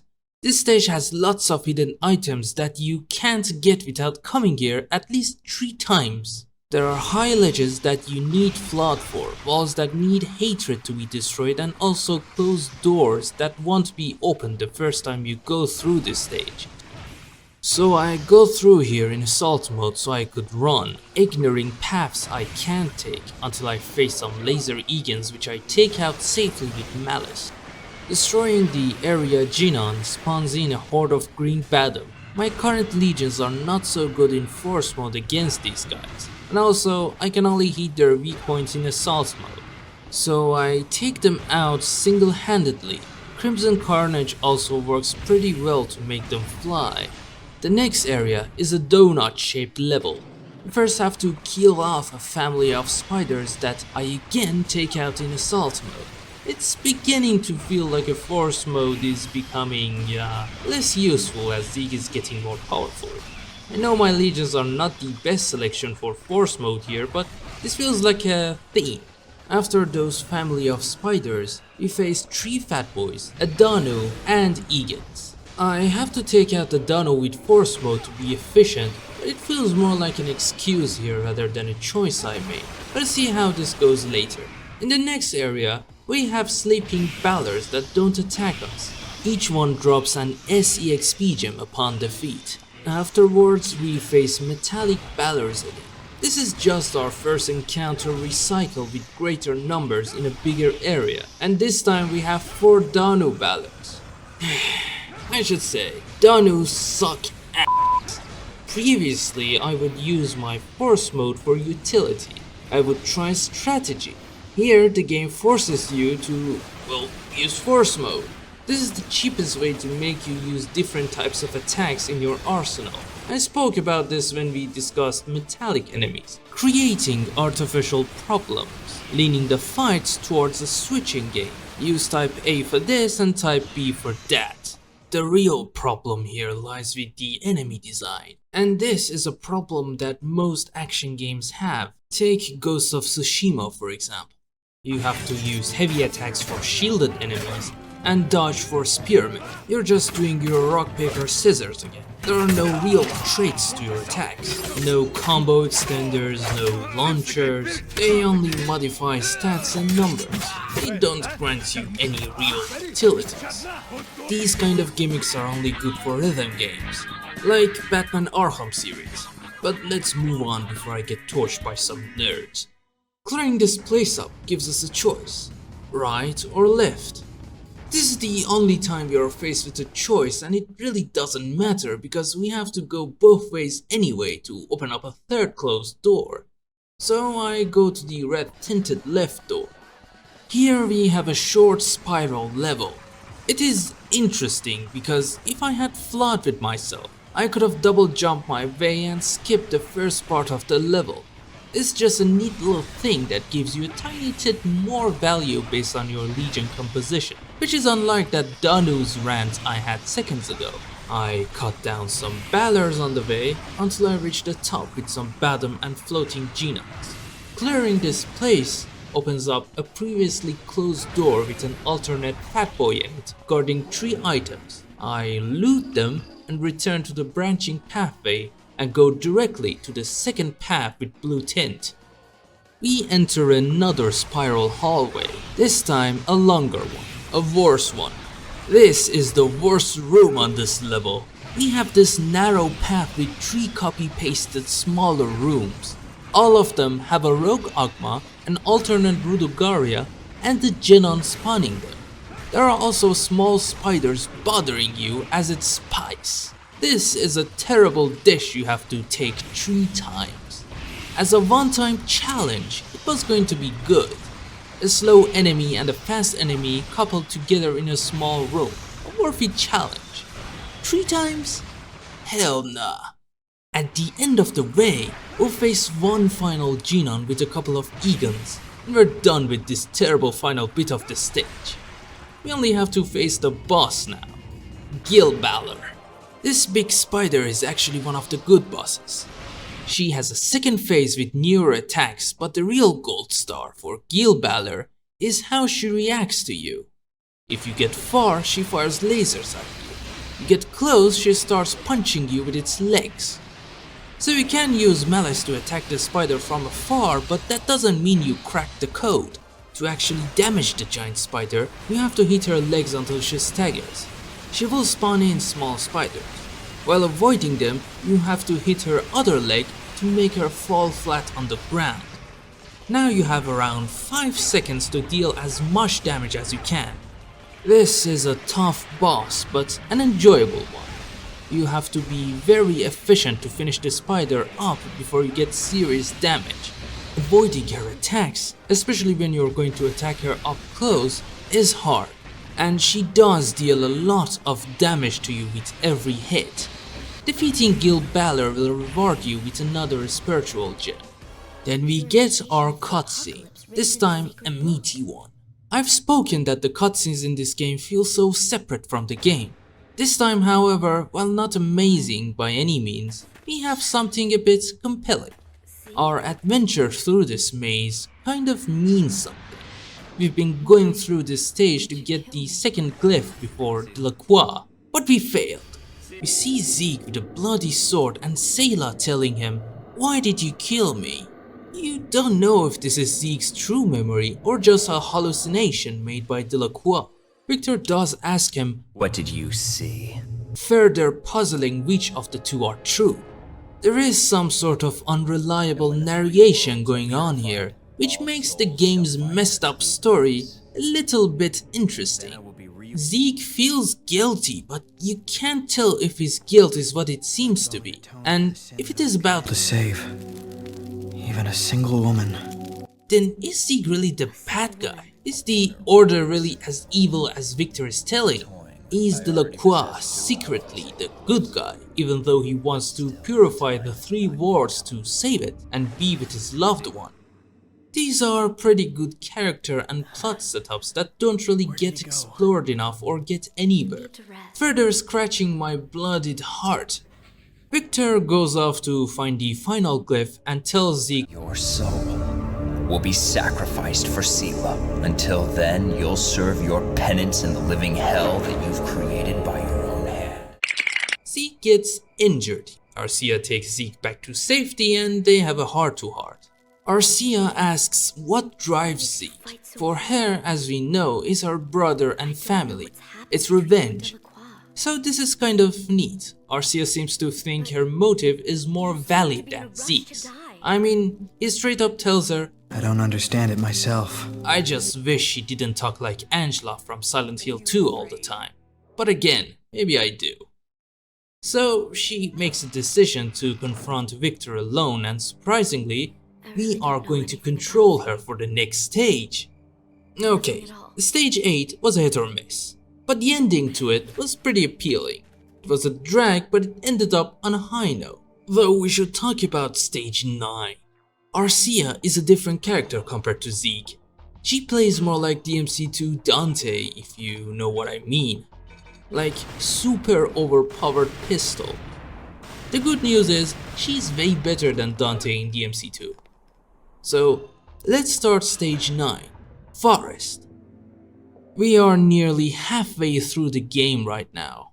The text previews this time tries to express Arcia's feelings, wrath and sorrow. Lame. It's funny how the game tries to show off new things when you get to this middle part. Till stage 5 we had aesthetically similar stages with mishmash geometry posing as gothic theming. But from episode 6 till now, we're getting varied aesthetics every time. Arcia shoots guns, obviously, but she also has a melee mode. She can kick the hell out of enemies with a 4-hit combo. She also has a forward kick to open up enemies, but you don't have much to do custom combos with. She has double jump by default and can kick in the air. Pressing L1 puts Arcia on shoot mode. You can shoot, you can also do it in the air, and by spending an energy bullet, you can initiate a node attack, a nuke attack that clears up enemies all around you, ending it off with a powered blue bullet in front of you. Finally, Arcia can enter manual fire mode, or snipe mode as the game calls it, just like Malice, with less AoE and more focused firepower. The stage starts off with a Genon spawning a few Zoodogdogs. The Genon upon defeat drops a recovery herb, a reference to a lesser known series called Resident Evil that no one ever played. Moving on, the stage now showers you more generously with enemies in a tighter space. This makes the player become more familiar with Arcia before more complicated encounters, and it is all more challenging from here on out. In the next room, we have platforms and ranged enemies. Zoodogdas mixed with Ballers and Flying Gullards. This room sums up what Arcia is capable of perfectly. You can destroy the shooting enemies to gain range superiority and attack enemies from high ground, or find a suitable place to spend your energy bullet to deal maximum carnage. There's not much you can do with Arcia, but for this one level it's very refreshing. So we clear up this room and we enter a narrow path with a fat boy in the end. Defeating him will guide us into a narrow room full of enemies, upping the challenge but nothing we can't handle. The theme of narrow hallways continues with less platforms to escape and the Genon hiding on a high ground you can't reach. This is a neat idea. You have to deal with Ballers on the ground or just jump on these platforms to shoot safely from high ground. After this encounter, we face lots of platforms with enemies riddled between them.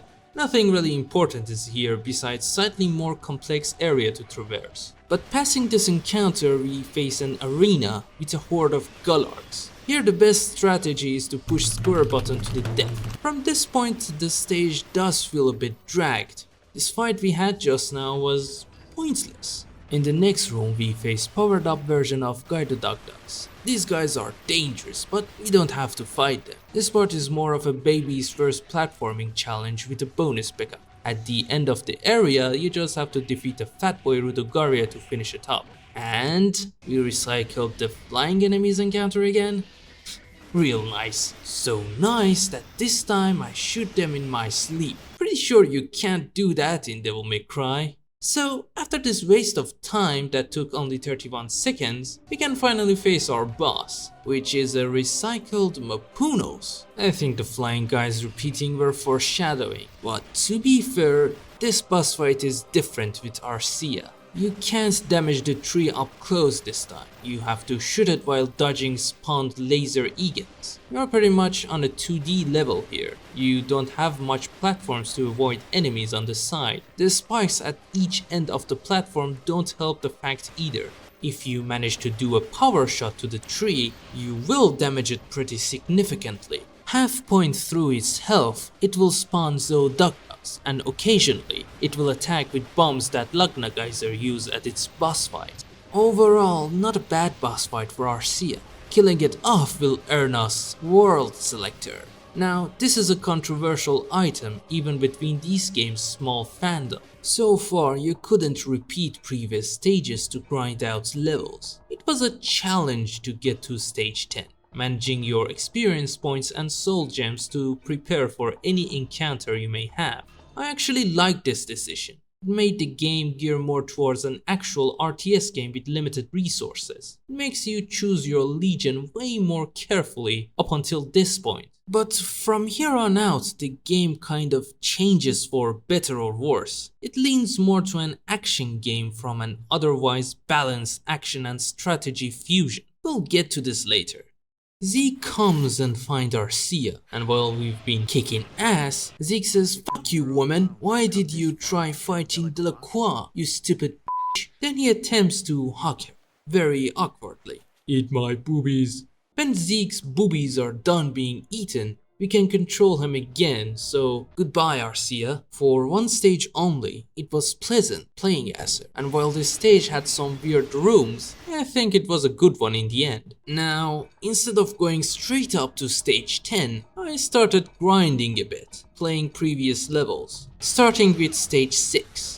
I will not go through every detail here obviously, or else I will bore you to death and kill my hard drive with unnecessary video files. Here I bring Flood and Guilt, two legions that I think are a terrible pair, but I just wanted to level them up a bit. I previously got Guilt's final upgrade for enchant attack, and now my final hit actually explode my enemies with fire. This move is called Ground Zero. Makes Guilt an amazing pick for my next adventure going on. It will also kill the need to pair it up with anti-metal legions, because this fire can melt through metallic enemies as well. Fighting alongside these guys now feel like a Spartan going out on a rampage with his soldiers. Skipping through, I actually came here to get to these two items I couldn't get before, because I lacked double jump from Flood, but it didn't worth it in the end. If you wonder what we get instead of crests at the end of these stages, we do get a soul gem instead. I replayed the second stage next, bringing the same legion composition for even more EXP. Fighting Lagna Geyser with Flood was a treat. Next I replayed stage 3, replacing Guilt with Malice, just to try fighting Vergazegon with arrows. Zoning him was surprisingly pleasant, even though I made a mistake and got crest broken. But anyway, at this point I also had level 3 enchant for Flood, and my backflip can now deal electrical damage that again can damage metallic enemies effectively. Afterwards I added a spiritual gem to limit break my Flood and got enchant level 4. Now, normally upgrading Legion's enchant stat will give Zeke better stats and new moves while equipping said Legion. But upgrading them to level 4 using these weird heads will instead give these upgrades to Zeke for free. In other words, I can now double raid,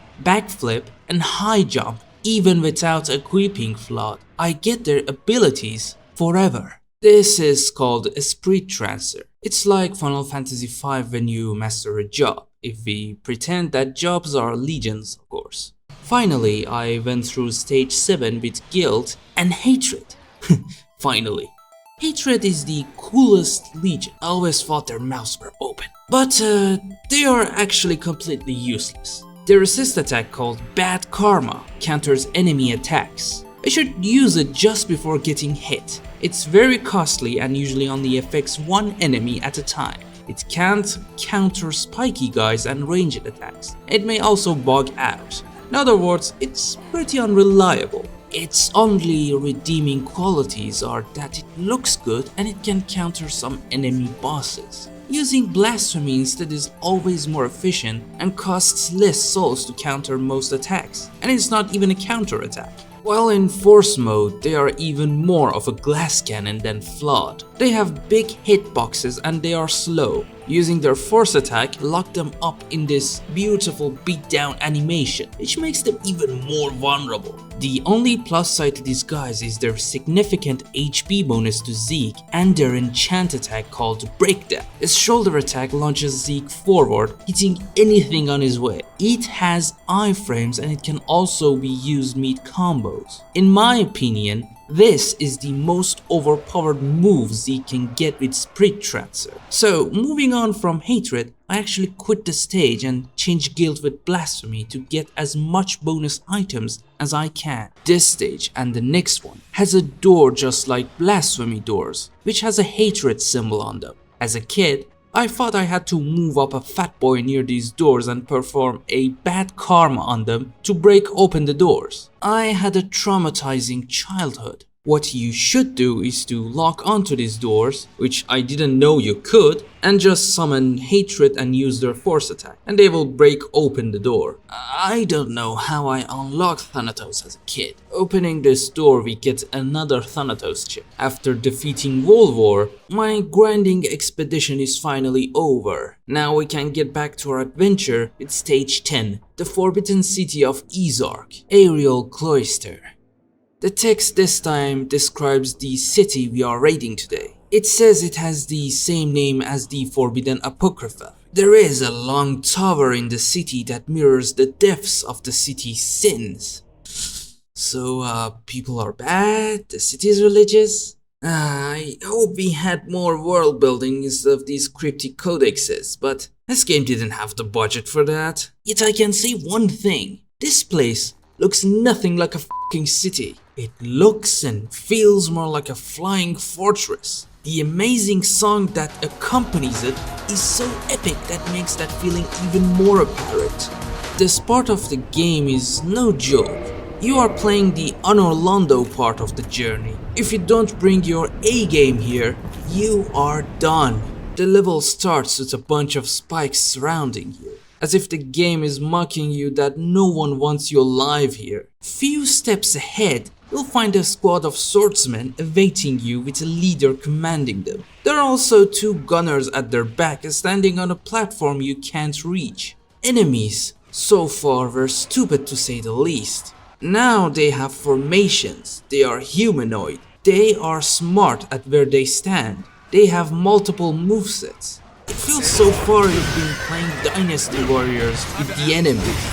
Now it's the other way around. They have moves pretty much like yours. They deal lots of damage and they do all they can to attack you from behind. I went in the first time pretty much blind and I died. So when I retried, I started doing everything carefully. For this stage, I brought back my trusty arrogance, which I'm best at, and hatred, which I upgraded its breakdown move to level 3, and now it incinerates enemies. These swordsmen are called Pwn and Pwn Leader. They have a fast sword attack and also hatred's breakdown. Giving these guys any window of time means death. And if they have a leader commanding them, they will charge towards you like Holy Roman's Empire cavalry. First time I use hatred's bad karma, but second time I bring arrogance and kill their momentum, then use their move against them, breaking their formation with breakdown. Dividing these guys makes them way safer to deal with. The fact that these guys are fast makes them easier to counterattack.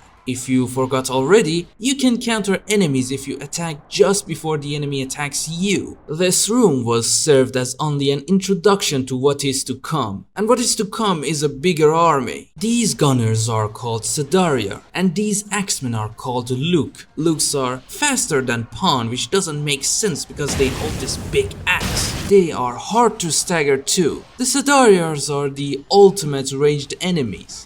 Before, ranged enemies were slow. Hell, Barma wouldn't even move. This time they dodge like their lives depends on it. So I use my arrogance to minimal damage while using Breakdown and Avenger to cheap out on everyone. Afterwards, I went for the Pwn Squad, and I died again. Okay, the third time I went medieval all the way, hiding in my castle and striking like a shock cavalry when the enemy is broken. In the second room, I basically mop the floor with them. I finally make it to the third room, and here we are attacking a fort, 2 Sadarians at wall shooting us, and a squad of Pwn on the ground. I got used to these guys by now. I know when to dodge, and having flawed backflips helps a lot. At the next room, 2 Lukes are posing like pillarmen, waiting to be smashed. We can now take revenge from those 2 pesky gunners as well. I barely take them down, which wasn't required, but I didn't want more enemies following my tail. Going on, we reached the platform we saw from the start of the level. Here we literally have watchtowers which you can only reach by double ray.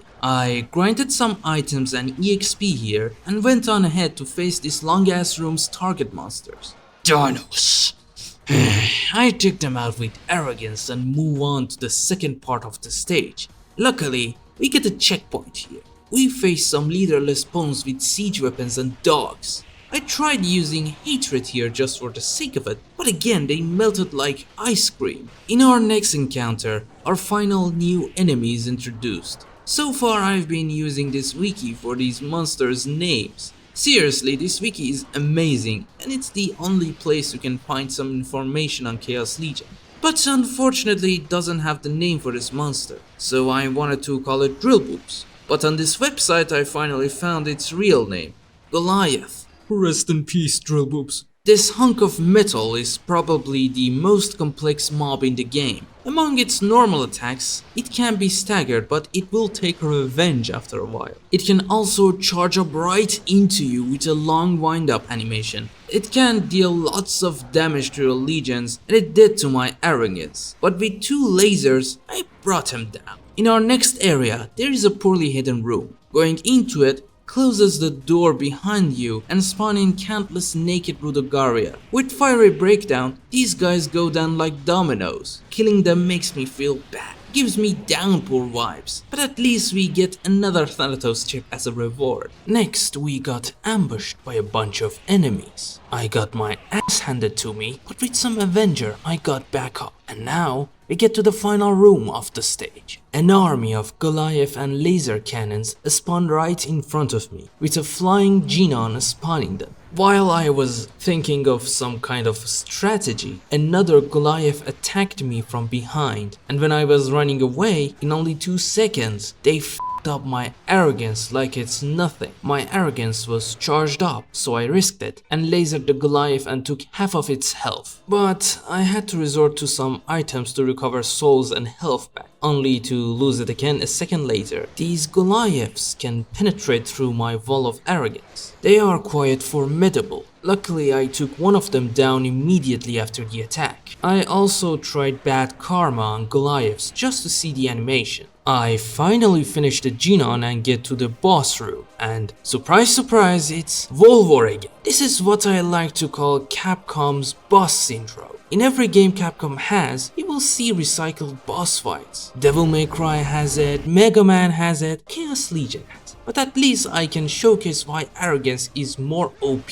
than blasphemy. Look at me one-shotting Volvor after taking down his shields. With another spiritual gem as our reward, we finally finish this long-ass level. I quite liked stage 10. It introduces many new and different enemies. I was always on edge, always challenged. The level design was quite more complex as well, but because of the weakness I felt, I went on to grind a bit more. I got back to stage stage 9, but this time with Zeke. We bring malice and guilt with us. Playing this stage with Zeke was enjoyable. Some enemies also changed. Fat boys were replaced by Red Bottom, which are more powerful but still easy to stagger while in assault mode. They actually replaced all those flying pests with these. Except at the second room we have Danu Golarks. It's a good thing I had Malice with me, otherwise I wouldn't be able to defeat these pests. Actually, you are required to have certain legions for this stage. Without Double Raid, you can't get past this platform, and without Malice, you can't even fight the boss. This may seem annoying to some, but I think it's cool, because the stage was originally intended for Arcia. With my newly gained EXPs, I get Guilt and Malice Esprit Transfer, meaning free ground zeros and combos, and also free Prisoner and Spartan Lockout. So now we can start stage 11, the Forbidden City of YZARC core. I bring with me Blasphemy and my trusty Arrogance. This stage is basically the second half of the previous one, thus we don't get any texts here. We start off with a horde of swordsmen under a short tower populated with a gunner and 2 cannons. We're basically sieging a wall here. They are no big deal because of my newly acquired Ground Zero Esprit Transfer. Up front is the Genon generating these guys, but there's actually a branching path here. Not like the previous one at the KUZCA cave. This one is optional. By killing the Rudogaria defending it, we get access inside just to be faced with another Goliath. I stun him with my electric backflip while blocking him off with Arrogance and charging my cannons while doing it. After defeating the Goliath, I pick up the bonus power up and get on with my life to the main path. This new place that opens up has, well, level design. It's narrow with some twists and turns. That means you get hit a lot. This area is cramped with spawning pawns and Sadari are covering each other. Good thing I have Avenger, so me getting hit is not one-sided. Going down there is a path before you with a green Rudogaria guarding a small max HP up. Surprisingly, this one had my ass handed to me. Just ahead, you're at a pet-like area with Egons and Sadariars shooting you from high ground. This stage has a fetish for ranged enemies outside your melee range. There are 2 bonus red Genons down here with pawns defending them. I really recommend you don't bother here. The soul gems you get as a reward from them is a scam and a trap just to spend your precious life gems. At the end of the path, we face the real Genon with a green Rudogaria guarding it. I should say, these green fat boys are way harder than the normal ones. At the next room we are encountered with an army. Cannons, gunners, swordsmen, and the beefed up version of Goliath. I fend the Goliath with my Arrogance, forming a shield wall. It can charge through them like butter, but I can form it again no problem. I could kill the pests one by one and take out the flying Genon to end it all, but I'm greedy, so I take the bait and kill those red Genons for some spare change. I should say, I don't like flying Genons, cause you have to jump attack to hit them, and for some reason, no matter how much I kill the surrounding enemies, this Genon don't go bankrupt to be killed easily, so I had to waste a lot of time destroying the bitch.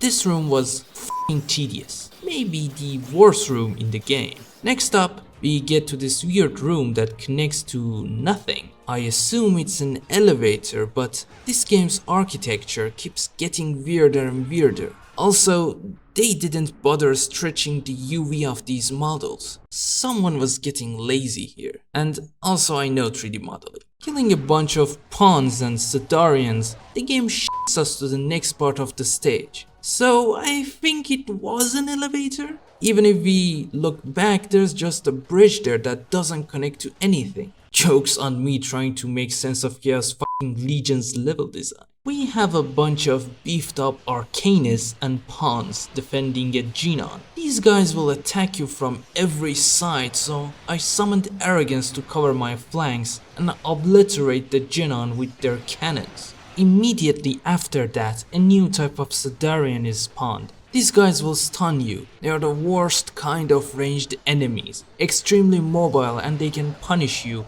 for not being careful. This was only a warm-up, so you only have to defeat one. But just after you defeat it, the game surrounds you with them, and just to make fun of you, it puts a normal Sedarrior at the middle of them. It's not funny. So again, the best kind of defense I have against these guys are shields. While Arrogance is defending me, I use Blasphemy's air blaze to explode them and use its sweet iframes. A couple of explosions later, I finally defeat the bastards. But this arena is not over. There comes another horde of gunners and swordsmen covering up a Goliath. At this point I'm a bit out of soul juice, so I fought the big guy mostly in assault mode, occasionally using Crimson Carnage. But this was not the final encounter. We finally face a recycled Vergozegon here. This guy is copy-pasted 7 times in the game. Such a shame. But surprisingly, this blue dog melted down like a butter. For some reason they didn't buff it up, and cause it's an organic enemy type, Zeke's attacks cut through him like it's nothing. Even the Arcanist that spawned right in when it reached half health didn't make it any harder. They just helped me charge up my arrogance to finish the poor creature. At this point I would have believed the stage would end, but no, this is probably the longest stage in the game, and it drags with this endurance type of encounters. Moving on, we go in a hallway with an obvious secret pickup at its left. We can't jump straight into it, so I had to go all the way down to pick it up. I really hate it when you have a jump button in your game but you can't use it to interact with the environment. Next we face the same enemies we faced before, and also I present to you another flying Genon. I fucking hate this encounter. Any flying Genon means a bad time in this game. I don't know why they do this. We enter the next room and we face another 3 flying Genons. Every Genon controls an enemy type here, so you can choose which to defeat first. And they do run out of juice fast when you defeat their product. So unlike the previous encounters, this one is a mixed bag, I guess. This is also the place where you realize that you need to start doing more counterattacks. These new gunners we face in the arena, for example, they can take a lot of beating, but they die in 2 hits if you counter them. I have mixed feelings about this, and I will talk about it later in the video. Just to drag this even more, we face another nearly identical encounter with Goliath and the boys. And this time there are no targets. We have to defeat them all. I was so furious that I tried my best to avoid enemies. So I picked up my stat item, and here's another flying Genon up high in the sky. So I put it out of its misery as fast as I can. At this point, I don't care. The game just stops giving me interesting encounters. It just showers me with the same enemies as before. And this wasn't even the final room. We still have more to go, and it's actually not bad. Such a shame. We had 4 unnecessary encounters that we could have just replaced with this. 3 non-flying Genons, each controlling an enemy type, and we have just about any enemy we encountered so far in this stage chilling around in this kind of interestingly designed level, by Chaos Legion standards anyway. So I play around with these dudes while charging up arrogance, and I fire up Genons one by one. To stay up with this stage's tradition, we're faced with an extra encounter of just pawns, which I Crimson Carnage the hell out of. But why?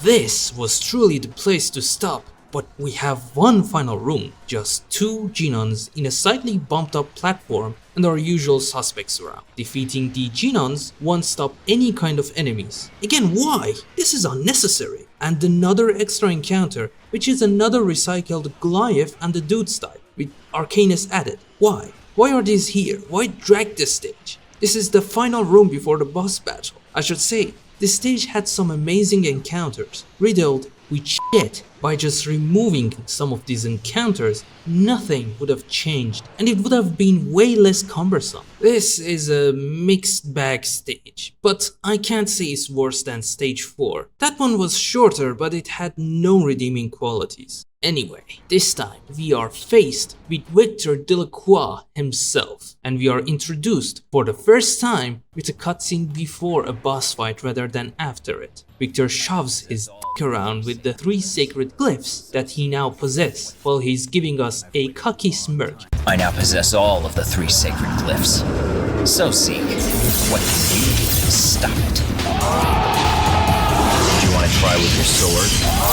And try with sword we must. This is the first humanoid boss fight, and it's different. Victor can break your soul gauge in nearly one move, and even arrogance can stop him. The moveset of Delacroix further encourages you to rely on your enchant and assist attacks. I gave it a lot of thought. He's not a terrible boss, but he betrays every good boss fight before him. It works sorta like Dark Souls 2. You have to wait your turn, there are no choices to make. When Victor don't want to attack you, he keeps his distance, so you can't reach him personally. And attacks like Crimson Carnage can't hurt him a lot. He has some attacks like swinging big swords around at the center of the arena or summoning zombies. While he does that, he sits in the air. If you get lucky, he sits at your sword's range. He's very vulnerable in this state. He can also attack with his own combos, which in no way should you counter, or you'll get wrecked. Remember Pursuer boss fight. He can also do a big shockwave attack with a big AoE, just like the one in the cutscene. Your only option here is to run away from it. He can summon enemies to make the fight more annoying, and he also has this laser move that never hits you if you're not sussy bata. The level structure here is interesting though. A big circular area at center and 4 smaller ones around it. The center area is safer and more maneuverable when Victor does melee attacks, but when he wants to do his big sword summoning swings and zombie summons, it is safer to get to these smaller platforms. His shockwave can also trap you in these smaller areas, but you can also trap him there if you make him do his summoning while close to these said areas. To be honest, the level design here complements the fight. The cutscene did imply that it's kind of a one-on-one battle, even though it also shows that Arcia have been with you all this time and she did nothing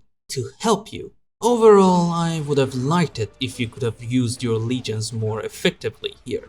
Zeke stands in front of now kneeling Delacroix with his sword pointing at him.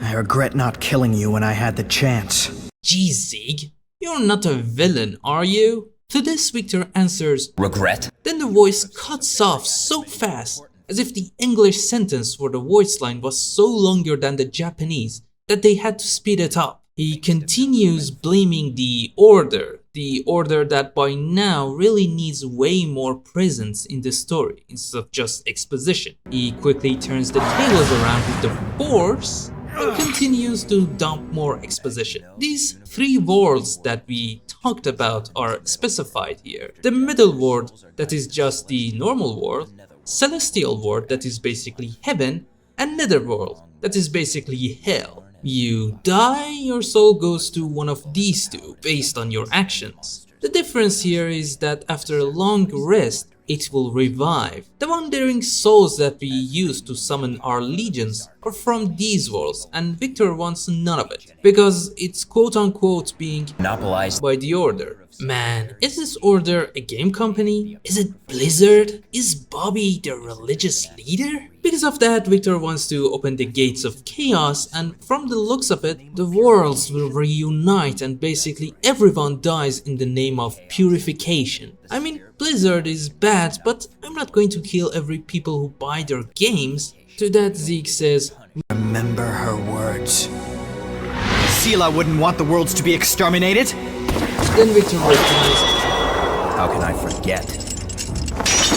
I'll never forget! A flashback appears with Selah saying you are capable of saving more lives. I'm not gonna lie, this is peak storytelling for Chaos Legion standards. You don't know if the owner of this memory is Zeke or Victor, and both of them wants to save the world, one by destroying it, one by protecting it. It may sound cliche a bit, but it's nice anyway. Arcia comes out and calls Zeke and flashback stops. implying that it's Zeke remembering these memories. But another flashback starts again that implies that it's Victor. He further explains that reuniting these three worlds means every creature will live forever and he can reunite with Sayla as a soul. Zeke tells him this is only an illusion made by the darkness that possesses him. This conversation doesn't bear any fruit as Delacroix leaves and says, I possess all the three glyphs, so the gateway of chaos will open. The spirit of purification will be set free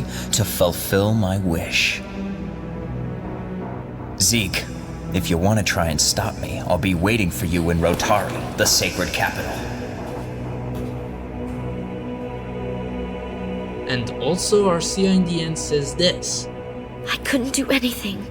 Nothing at all. Bitch, you have guns. Least you could have done was to shoot my enemies from afar at this long dragged out stage. As we fade to black, we get another cutscene at ROTARL, and it's on fire. Arcia stays behind trying to save more lives, saving the people that we never see and never will. She then encourages Zeke to stop Delacroix and save the world. The sky cries rain from the lameness of her words. Zeke, while being wet, promises Arcia that he will save the world. And we are finally done with this long ass stage. I must say, this stage kinda end on a high note for me. But it took 40 boring minutes to end it. And look, they expected that. Our next stage is 12, the fall of Sacred Capital. I upgraded Blasphemy and Arrogance and gave all my soul gems to Guilt. It took a long time cause the game doesn't have a batch use and I had lots of smaller soul gems that gives me shit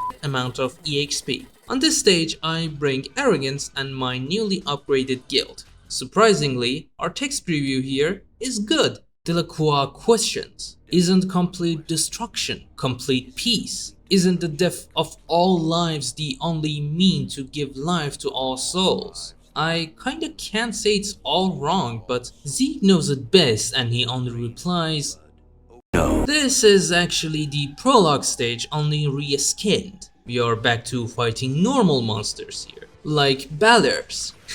How I missed you guys. Now die! At this point in the game, these older dudes are only pushovers. Going in the next room, we are faced with a Badam, protected by a bunch of Arcanists. You know my strategy, Arrogance easily one-shot the Badam while protecting me. Their Avenger move can also easily stop anyone who tries to get their hands on me. When only Ballers remain, my guild shred them to pieces like vegetables. The next room has a bunch of Zeodagdas. I summon Guild to fight alongside me. Here I discovered the best move to stop their overhead attack is to do a flawed backflip. Next we face more Zeodagdas and 4 laser E-guns surrounds us. And there's also a red flying Genon which is not mandatory to destroy, but you know me. After fighting for a bit, 3 target Badams appear. I really love this stage so far, or should I say, the older enemies were kinda better. Your legions can handle these guys way better than those swordsmen. I got my Arrogance crest broken here, and I panicked a bit, but Guild carried me just as reliably as Arrogance.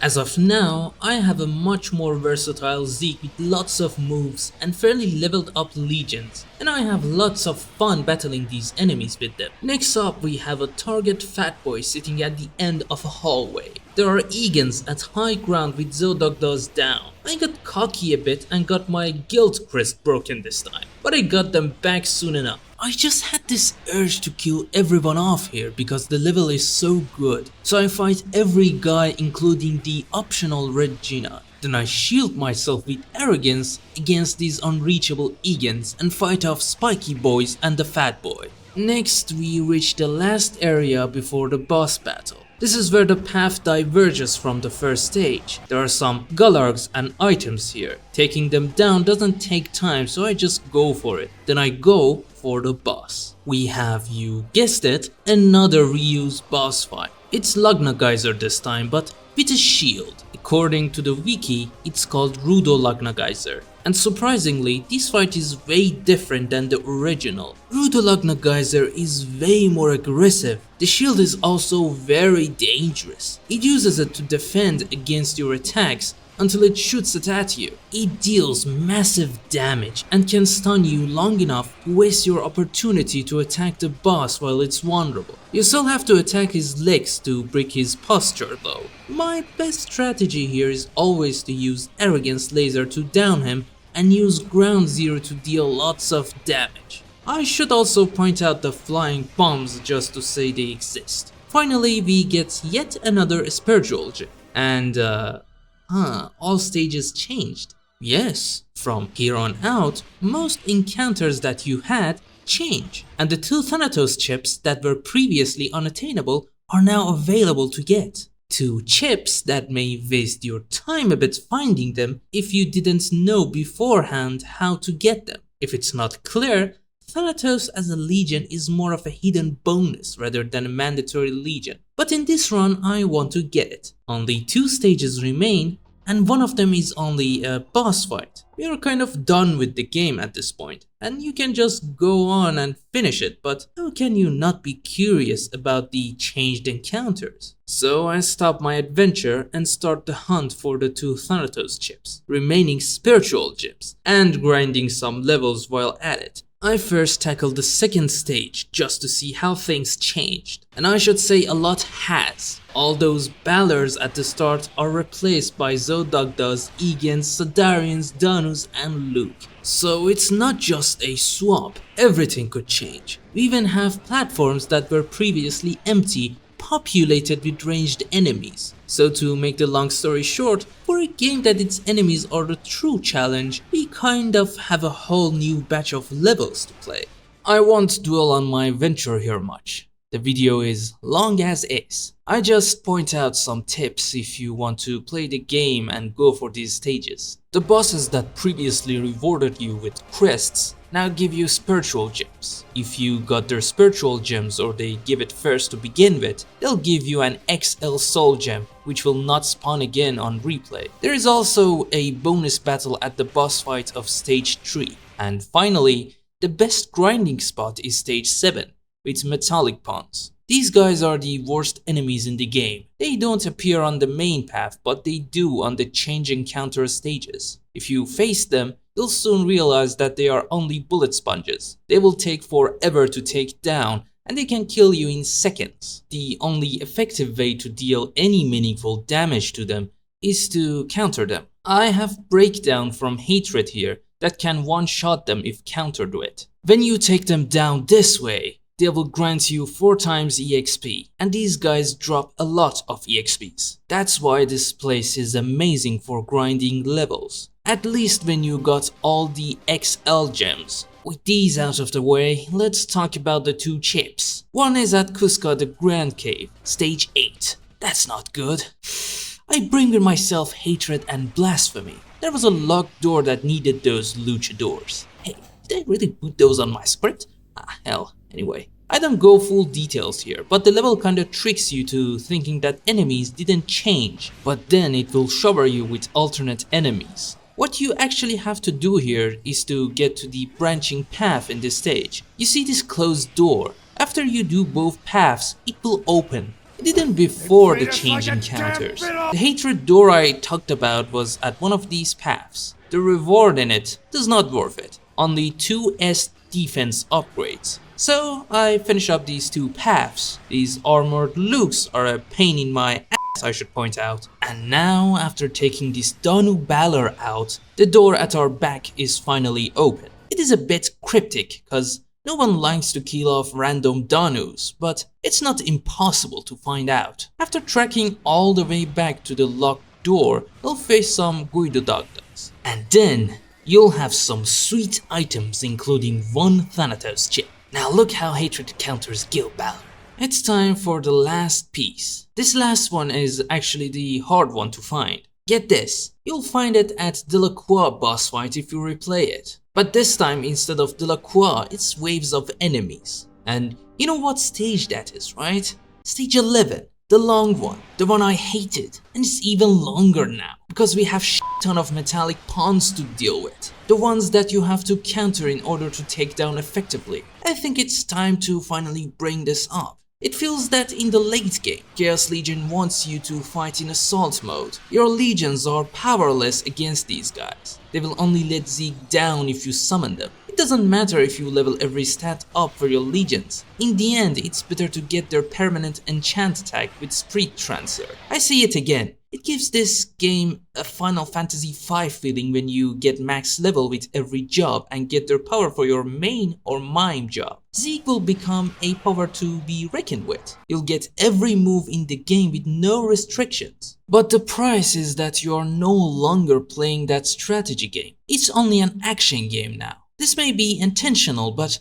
I see it as a flaw, and this is my third main gripe with the game. Chaos Legion is fun when you use your legions to cover up Zeke's weaknesses, not when you can single-handedly defeat everyone like it's a Muso game. And it's not like that Zeke is overpowered now, it's that your legions are underpowered even if they are max level. It's a matter of balance. Getting back to this stage, you will face most brutal encounters. You'll probably waste lots of precious life gems in the process too. After going through it all, you'll have to fight those waves of enemies I talked about. And funny enough, it's actually good. You're not fighting those metallic bitches anymore, and you can finally use your legions again. The boss fight is easier and more balanced than the stage's encounters. Somehow like my experience with Lies of P. After a sweet fight with normal pawns and the dudes, we get our final Thanatos chip. 9 Thanatos chips, that was only 6 in the cutscenes, to get an egg! It rained all over other legions. I mean, the game doesn't even explain why you get an egg instead of that floating lizard. Well, if you level up its force, instead of getting more numbers, you'll get a new form.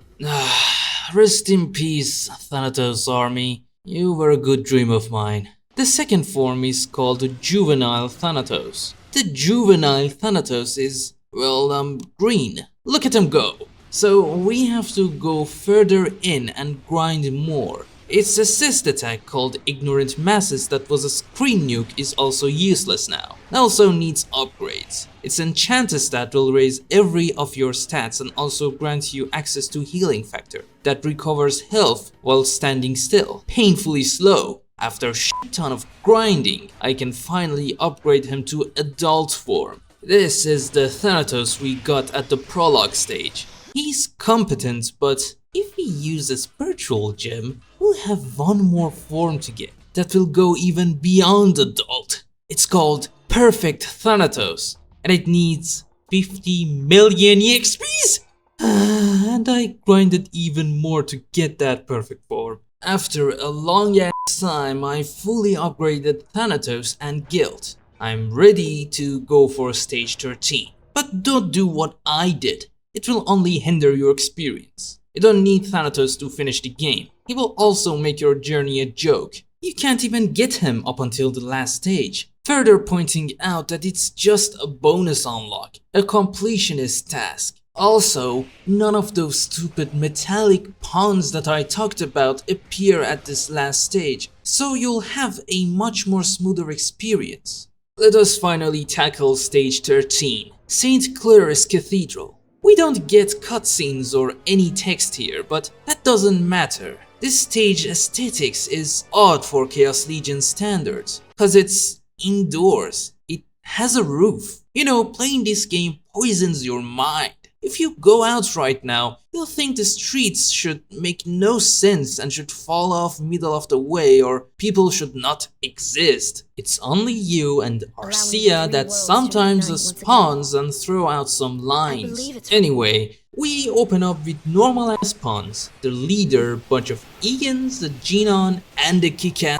soundtrack that gets even more upbeat when you enter Force mode. This is truly a dream of a last stage. At this point, I have every Legion's Spirit Transfer. Zeke can now hold his own against anyone, but Perfect Thanatos will make things even better.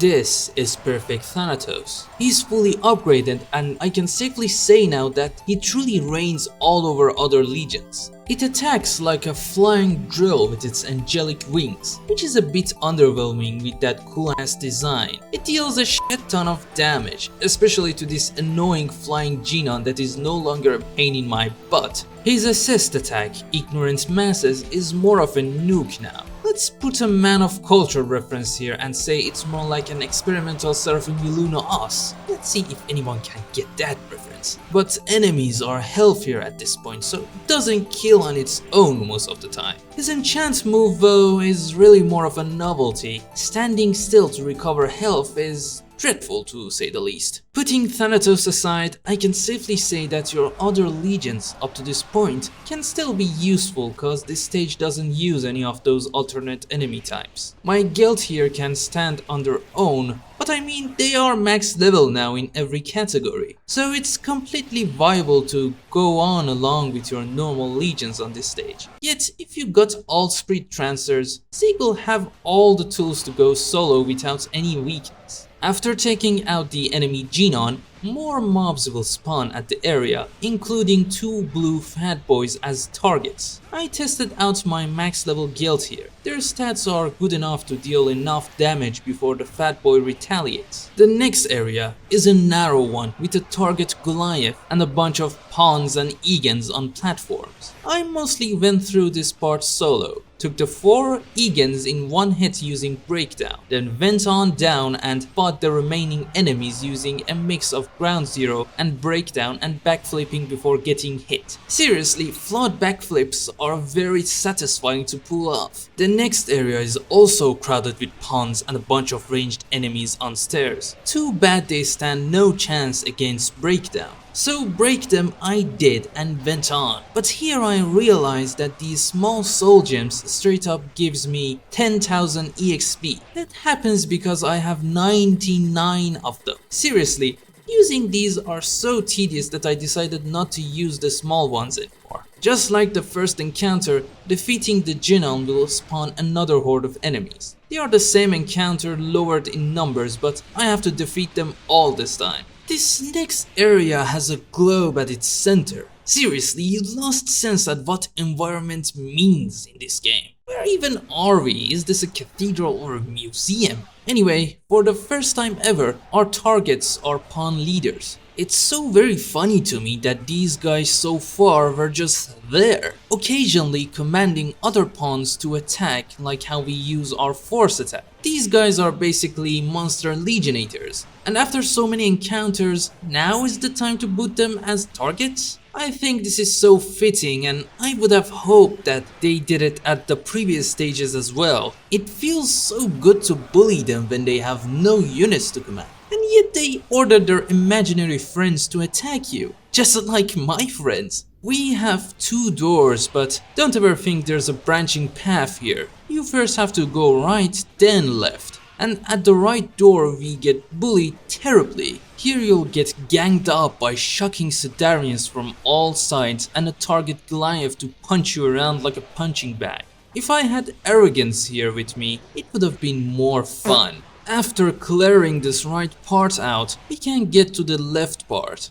We have a Genon, a Luke defending it, and a caged pawn squad. This stage has some strange ideas. They're not fleshed out, but they're more memorable than some other stages. So we take out the Genon, then take out the leader and get to the next part. Here we have more pawns and Danu Egans. Our target is a leader pawn hiding behind a bunch of Sedarians. After taking them down, we get to our final encounter before fighting the boss. This place reminds me of Mega Man X4 and 5 stair sections. Window dressing instead of real level design is lame, but it helps immersing you just a tiny bit to make you happy. Going up these stairs does feel like crawling through a tower with a big boss waiting for you on top. Enemies here are not mandatory to beat, but I just felt like doing it. Getting to the final part of this stage will face us with 2 Dano Egans, 2 Rogue Agmas, and a Goliath, including a big life bar indicating that this is our boss.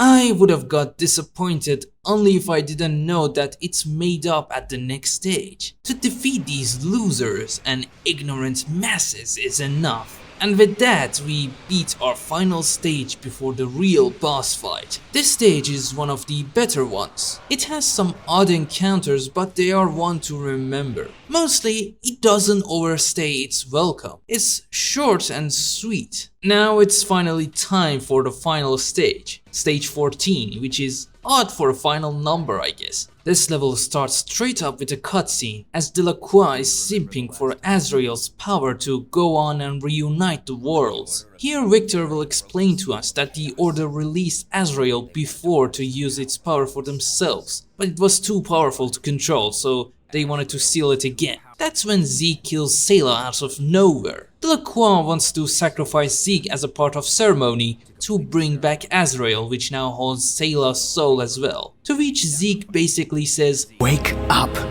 You'll never get her back. And suddenly Arcia comes in out of nowhere and shouts, No! Don't make it any worse. You're so pathetic. Your only loyalty is to the dead. I've also lost loved ones to tragedy. But I can't get them back. They will never answer my calls or laugh with me ever again. You don't understand. And, well, Delacroix mind controls her to shoot herself. She dies and Zeke does a barbaric roar and charges to battle. This fight is no different than our previous encounter. I mean, what is a Capcom game without reused boss fights? Am I right? It's just a poor Gil Ballard that got left out. Poor thing.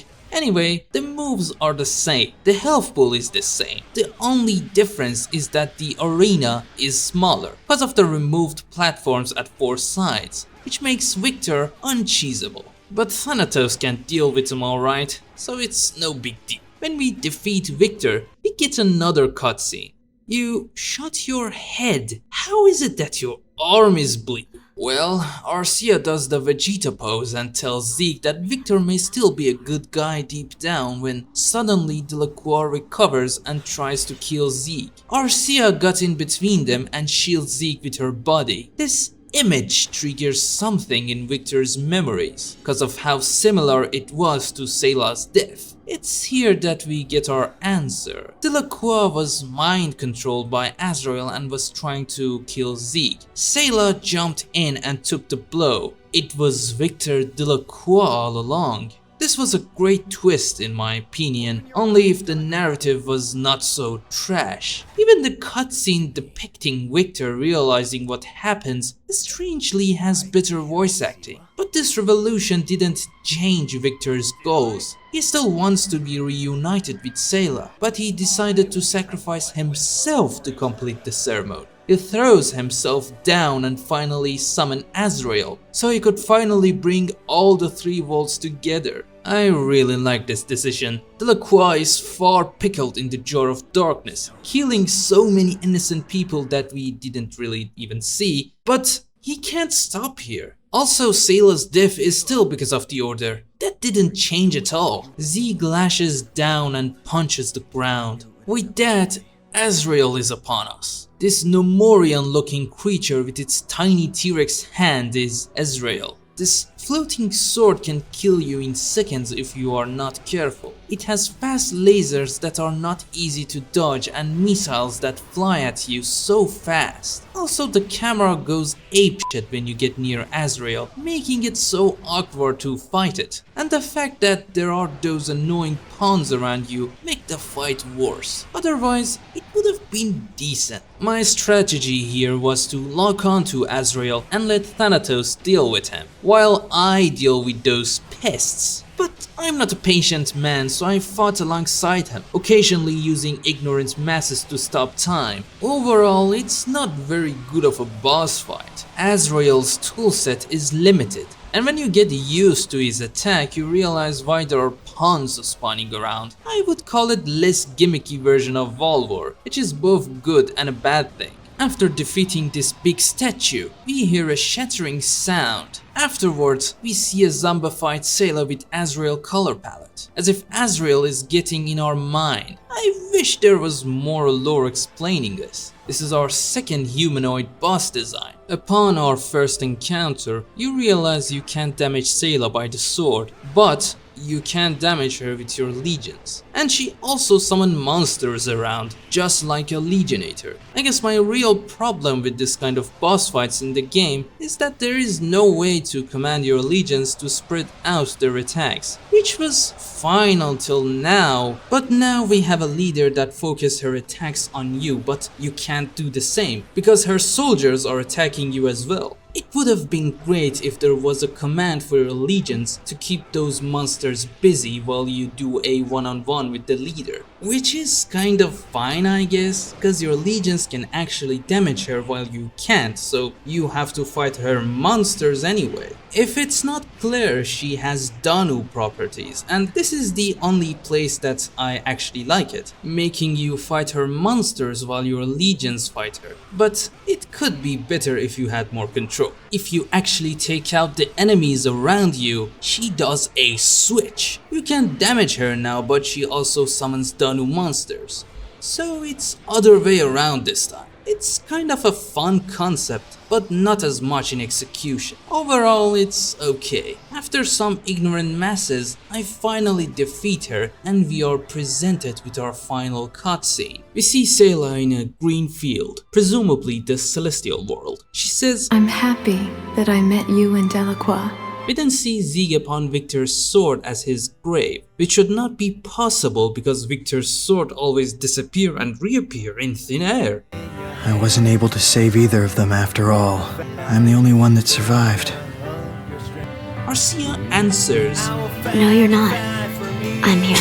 I mean, he didn't say I'm alone, he just said I'm the only one that survived. But okay, love interest. Then we close with Zeke awkwardly lip-syncing something to Arcia, which makes her laugh out loud and rushing towards him, including a song that I don't think I can play without a copyright strike. The song was so important that it is the only video available as live footage from Chaos Legion's development. With that, we finally finish Chaos Legion. Our reward for finishing the game is a mode which we can play as Arcia from start to finish. It's fun for a few stages, but she doesn't have any upgrades or moves, and nothing really changes in terms of story mode, yet it's a good bonus. We also get the Japanese cutscenes for some reason. If you beat the game on hard mode, you can get the option to turn on super mode after selecting your difficulty. It's basically heaven or hell from Devil May Cry, which is a good addition as a completion bonus. Zeke's sword covers with flames when it's turned on. Now there's also the case of the Japanese version of this game. It came out March of 2003, the same year as the Western release, but it was kind of different, meaning the balance was all over the place. Zeke was a tank, and enemies were glass cannon. Even in normal difficulty, they would go down like dominoes. The tanky part would also apply to your legions. Now the case of overpowered Zeke is obviously stupid, but your legions should have stayed tanky like that.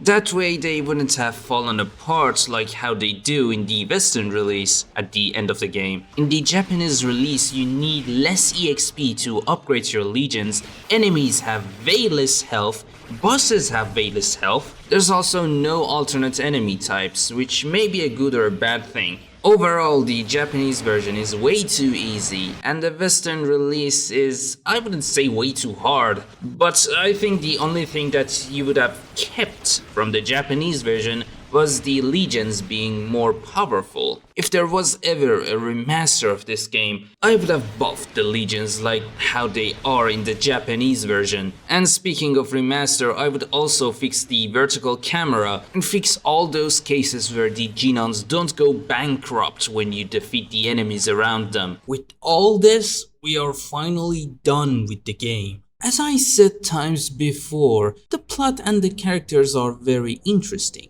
It's the narrative that sucks. Everything is told at the worst possible place and time. The voice acting is terrible, and I'm pretty sure the localization is not that good either. Again, if we take a look at the manual, we'll see a much more intriguing plot that should have been in the game, at the very least, as a flashback. If you don't know what I'm referring to, I mean the first encounter with Azrael. Let's sum it up from the manual. If we start from there, we'll know that these three friends, Zeke, Victor and Sayla, used to work for the Order. The Order was actually committing genocide to control people's uprising. Upon that goal to control people, this Order tried to summon a creature called Azrael. But Azrael took control of the soldiers of the Order and shown the Order that it's way beyond their control. These three people are sent to seal this creature. In the process of sealing Azrael, Delacroix took a hit for Sayla and became possessed. He would then proceed to kill Zeke, his friend, but Sayla takes the hit instead and her soul is stolen by Azrael. Delacroix then wakes up from mind control and sees Zeke with a dead Sayla, thinking Zeke killed her. This is a tragic start for our villain Victor Delacroix that we never see or experience. The continuation of the story is about Zeke stopping his friend from resurrecting Sayla, his lost love, by merging heaven and hell with the real world, in turn making life meaningless and bring death to all, something that Azrael originally wanted. Zeke wouldn't tell Victor he actually killed Sayla himself, cause he would know that he will commit suicide or something, and he would lost his only friend. Zeke encountered Arcia, a maiden of silver that lost her family and brother to Victor. She had so much potential, like Zeke looking like her brother and also having the same motive as Delacroix, revenge. At least part of Delacroix's motive. But in the end, her involvement in the story and her character development left a lot to be desired. She just became a love interest for Zeke, presumably. In the end, Zeke defeats Delacroix and his Azrael, and we see Victor reuniting with Sayla in heaven, also known as Celestial World, or that's how it seems. It feels, in terms of story, we see an aftermath that we don't know the background to, so we just can't care enough. And that background / lore actually exists. If you check the wiki, you'll see that there exists a novelization that I believe came after the game released. According to this page, we even have the details of where Zeke was born. The thing about Order committing genocide to put a stop to people's rebellions, and that may be the reason they wanted to summon Azrael, was from that novelization. We see how Zeke and Victor got introduced and what they think is right or wrong, their ideals, aka characterization. And unfortunately, we can't no longer deep dive into it. These novels were translated, but all the links to it are gone. The story of this game may have been lost forever. I know every good part of this game's story is outside of its narrative and gameplay, but I can't stop to wonder what would happen if we had a sequel or a remake that actually used all this goldmine. It's such a shame to also see how low budget the game looks. The cutscenes are so cheap, you hear so many people are getting killed and you don't actually see any of it. You hear how bad the Order is, and again, you don't see it. The lore of this game and what is shown to you are so far off. It feels like a fever dream. Nothing aesthetic-wise resemble a raided town or a castle or somewhere people lived in. There are elements in the lore that are represented in gameplay, but not so much that you would go and analyze it. You don't even have a codex entry to know more about, well, anything. This game is just a battle system. Let's get on about everything else. There are 14 stages in the game, but the last stage is only the boss fight, so it's 13 really. I would say 2 of these stages are bad and the peak of the game would be somewhere in the middle. It's like Mega Man when you start to get to the final stages. You'll face bullshit and reuse boss fights. The boss fights themselves are mostly amazing and involves mechanics that could be played around with using different powers at your disposal, also known as legions. Legions themselves, minus Thanatos and Hatred, are balanced quite well. They're all viable. They also give interesting movesets. But the game starts to break when you yourself get better stats and those delicious spirit transfers. From that point, the balance that makes you keep using your legions snaps in half. Your legions are not protecting you anymore, you are protecting them. The whole idea was to cover your weakness using legions, but that weakness is gone after you get more powerful. That happens in the latter half of the game. The enemies get more dangerous and your legions can't keep up. The alternate stages are impossible in Force mode, unless you have Thanatos, that is just a bonus unlock. Overall, the first half of the game is amazing because that balance is not broken. You can trust your legions to commit to your tactics. But right when Victor appears as a boss fight, your legions are useless. As if the game wants you to fight him one-on-one. The very thing the game didn't wanted you to do so far. The song and the UI is so far off from things you played nowadays, and maybe even at the time. The song has this techno vibe that makes you wanna dance. The UI is more art-oriented rather than design-oriented. It may makes the UI chaotic at some places, but it's a unique aesthetic that don't appear anymore today. Games now have mostly a standardized UI that always lacks any personality. The level design is not amazing and you can only mildly use it as a means to perform strategies, but still, it's a unique experience. I mean, the design looks more like an N64 game rather than a PS2 one.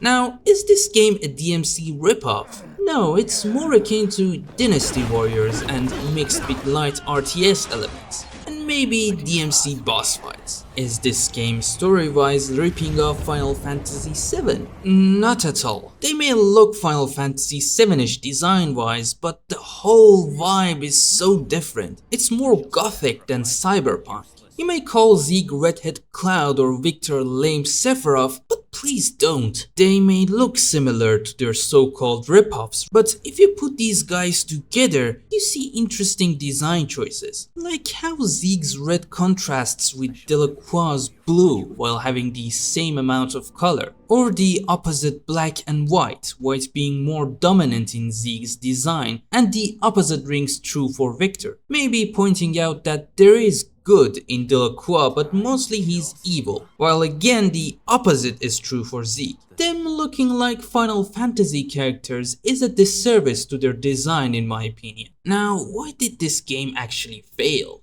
I think ultimately this game didn't reach its target audience. People were taking this game as a substitute for Devil May Cry 3. Well, I can put it this way. I was a big fan of RTS games when I played this game. My memory is kind of fuzzy, but I remember not owning a PlayStation 2 at the time. And I didn't yet play any character action or Musou game, unless you count Dynasty Warriors 1, which is a fighting game. What I was playing the hell out of at the time were Battle for Middle-earth 2, Warcraft 3, Age of Mythology, Medieval 2 Total War, and I also loved the hell out of Advent Children without knowing what is Final Fantasy. Now imagine me finding out Chaos Legion. It was like a dream. My mindset was not of a DMC fan who likes busting up enemies all over the place. What I felt was a commander standing between the enemies ordering my soldiers around. It felt like playing all those RTS games in third person with Final Fantasy-like characters. We have games for this itch if you want to scratch it nowadays, but Chaos Legion was and still is different. No game have this very delicate balance between the RTS and hack and slash genres. Let me be clear, I don't like this game more than Devil May Cry, at least not Devil May Cry 3, but I do prefer it when V shows up in Devil May Cry 5. I don't know if the creators of that game reviewed Chaos Legion before creating V, cause he had so much potential to be a great version of Z, a spiritual successor, but they missed the opportunity. Instead they created a crippled Zeke with 3 handicapped and janky legions. The whole risk-taking aspects of Zeke are completely absent in V. When playing Zeke, there's always a way to up your damage by playing more aggressively, getting close to enemies, switching between quality and quantity. V, while controls more complex, feels very hollow and incomplete. Two summons that attack your opponent from any range very awkwardly. With all that said, is this game bad?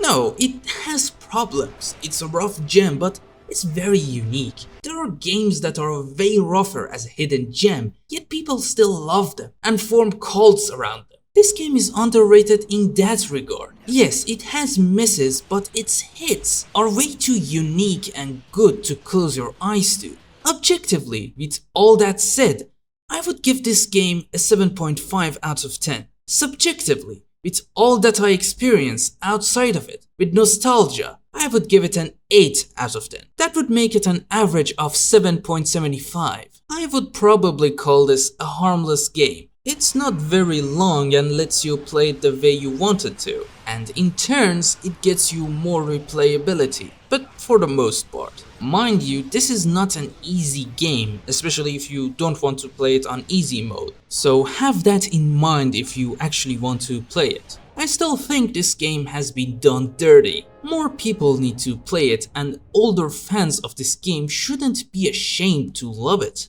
I know it's near impossible to get a remake for this game or even a remaster, but a man can only dream. I don't know if this video that I've worked a lot on ever gets past like 100 views or something, but if you stayed so far, I humbly thank you and hope you have a nice day or night. And I would appreciate it if you like this video, or better yet, subscribe to my new baby channel. Even better if you ring the bell to get my next video. I don't know how to close this review, so